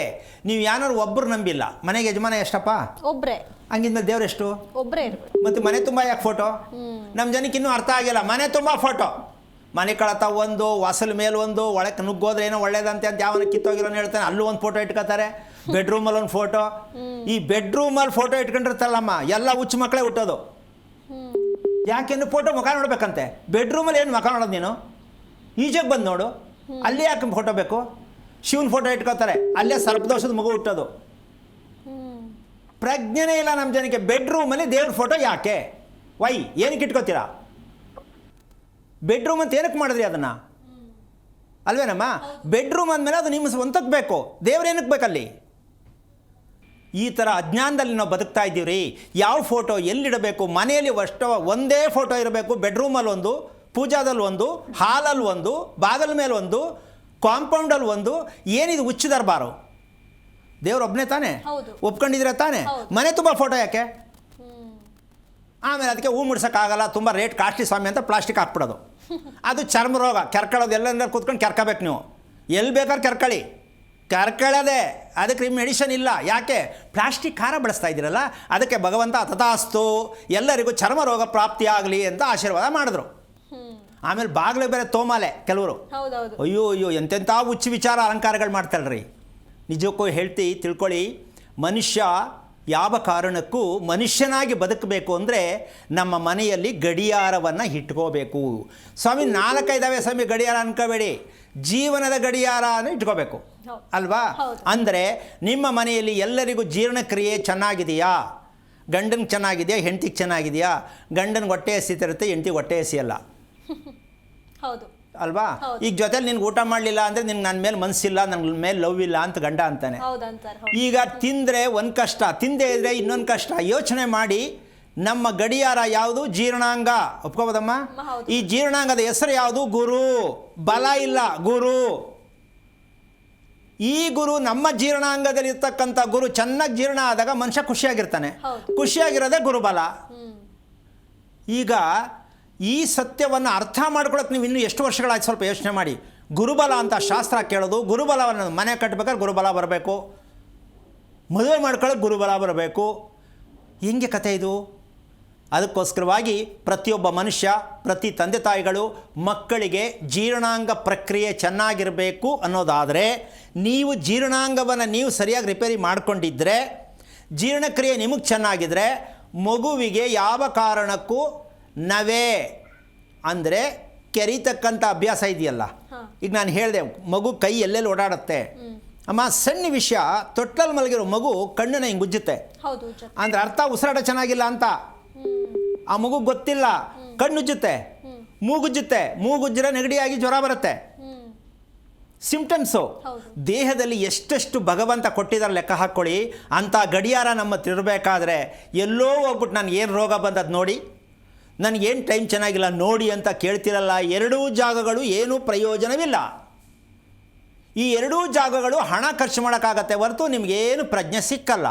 ಇದನ್ನು ಹಣ ಖರ್ಚು ಮಾಡೋದು ಎರಡನೇ ವಿಷಯ. ನಮ್ಮ ಮನಸ್ಸು, ನಮ್ಮ ದೇಹ ಹಾಳಾಗಬೇಕಂದ್ರೆ ನಮ್ಮ ಮನೆಯಲ್ಲಿ, ನಮ್ಮ ಮೆದುಳಿನಲ್ಲಿ, ನಮ್ಮ ಜೀರ್ಣಾಂಗದಲ್ಲಿ ಇರ್ತಕ್ಕಂತಹ ಸತ್ಯವನ್ನು ತಿಳ್ಕೊಂಡ್ರೆ ನಿಮ್ಮ ಮಕ್ಕಳದಾಗಲಿ, ಗಂಡನಾಗಲಿ, ಹೆಂಡತಿಯಾಗಲಿ ಏನೇನೋ ಪ್ರಾಬ್ಲಮ್ ಎಲ್ಲ ಕೇಳ್ತೀರ, ನನ್ನ ಗಂಡ ಹಿಂಗೆ, ನನ್ನ ಮಗ ಹಿಂಗೆ, ನನ್ನ ಮಗಳೇ, ಇದೆಷ್ಟು ಸೇರಿ ಒಂದೇ ರಿಪೇರಿ ಜೀರ್ಣಾಂಗ. ಈ ಜೀರ್ಣಾಂಗನೇ ನಿಮ್ಮ ಜೀವನದ ಗಡಿಯಾರ. ಇದು ಜೀರ್ಣಾಂಗ ನಿಮ್ಮ ದೇಹದಲ್ಲಿ ಇದ್ದರೂ ಇಲ್ಲದಿದ್ದರೂ ಅಂತ ಹೇಳಂಗಿಲ್ಲ, ಇದೆ. ಹಾಗಿದ್ದ ಮೇಲೆ ಜೀರ್ಣಾಂಗವನ್ನು ಮನೆಯಲ್ಲಿ ನೀವು ಕೂರಿಸ್ಕೊಂಡಿದ್ದೀರಾ, ಇದನ್ನು ನೀವು ಸೆಟ್ ಮಾಡ್ಕೋಬೇಕು. ಮನೇಲಿ ಏನಿರಬೇಕು?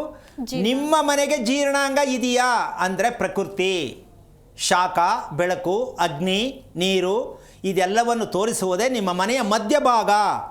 ಯಾರು ದಯವಿಟ್ಟು ನಿಮ್ಮ ಮನೆ ಮಧ್ಯಭಾಗದಲ್ಲಿ, ಎಷ್ಟೋ ಸಲ ಹೇಳಿದ್ದೀನಿ, ನಿಮ್ಮ ಮನೆಯ ಮಧ್ಯಭಾಗದಲ್ಲಿ ಪ್ಲಸ್ ಮಾರ್ಕ್ ಸಿಕ್ಕುತ್ತಾ ನೋಡಿ? ಸಿಕ್ಕಲ್ಲ. ಯಾವುದೋ ರೂಮಿನ ಗೋಡೆ ಬಂದಿರುತ್ತೆ, ಯಾವುದೋ ಅಡುಗೆ ಮನೆ ಗೋಡೆ ಬಂದಿರುತ್ತೆ, ಯಾವುದೋ ಬಾತ್ರೂಮ್ ಗೋಡೆ ಬಂದಿರುತ್ತೆ. ಅಲ್ಲಿ ಜೀವನ ಎಲ್ಲ ಬರೀ ಎದೆ ಹಿಡ್ಕೊತು, ಉಸಿರಾಟ ಸರಿ ಇಲ್ಲ ಅಂತ ಜೀವನ ಎಲ್ಲ ಅನುಭವಿಸ್ಬೇಕಾಗತ್ತೆ. ಆ ಕಾರಣದಾಗಿ ನಿಮ್ಮ ವಾಸದ ಮನೆಯಲ್ಲಿ ಜೀವನದ ಗಡಿಯಾರ ಇದೆಯಾ, ಸರಿಯಾದ ರೀತಿಯಲ್ಲಿ ಗುರುತಿಸ್ಕೊಳ್ಳೋ ಪ್ರಯತ್ನ ಮಾಡಿ. ನಿಮ್ಮ ಮನೆಯೇ ಸೇಫ್ ಆಗುತ್ತೆ, ನೀವು ಸೇಫ್ ಆಗ್ತೀರಾ ಅಂತ ಹೇಳ್ತಾ ಕಾರ್ಯಕ್ರಮ ಮುಗಿಸ್ತಾ ಇದ್ದೀನಿ. ಜೈ ಶ್ರೀರಾಮ್. ಕರೆ ಮಾಡೋದಕ್ಕೆ ಧನ್ಯವಾದಗಳು ಗುರುಗಳೇ. ಇಷ್ಟೊತ್ತು ನಮ್ಮೊಂದಿಗೆ ಕಾರ್ಯಕ್ರಮದಲ್ಲಿ ಭಾಗಿಯಾಗಿ ಇಷ್ಟೆಲ್ಲ ವಿಷಯಗಳನ್ನು ಚರ್ಚೆ ಮಾಡಿದ್ದಕ್ಕೆ ತಮಗೆ ಧನ್ಯವಾದಗಳು. ನೋಡೋದಲ್ಲ ವೀಕ್ಷಕರೇ, ಇದಾಗಿತ್ತು ಇವತ್ತಿನ ವಿಶೇಷ. ನೋಡ್ತಾ ಇರಿ ಜಿ ಕನ್ನಡ ನ್ಯೂಸ್, ಸತ್ಯವೇ ಸುದ್ದಿಯ ಜೀವಾಳ. ಹೆಚ್ಚಿನ ಮಾಹಿತಿಗಾಗಿ ಸಂಪರ್ಕಿಸಿ ಶ್ರೀಮಾನ್ ಶ್ರೀ ಪುರುಷೋತ್ತಮ್ ದೇಶಿ ಗುರೂಜಿ, ಶ್ರೀ ಧರ್ಮ ಮಾರ್ಗ ಕಚೇರಿ, ನಂಬರ್ 532, ಮಲಥಳ್ಳಿ ಮುಖ್ಯ ರಸ್ತೆ, ಬೆಂಗಳೂರು 560056. ಸಂಪರ್ಕಿಸಿ 9148639933, 8618915231, 91082588834.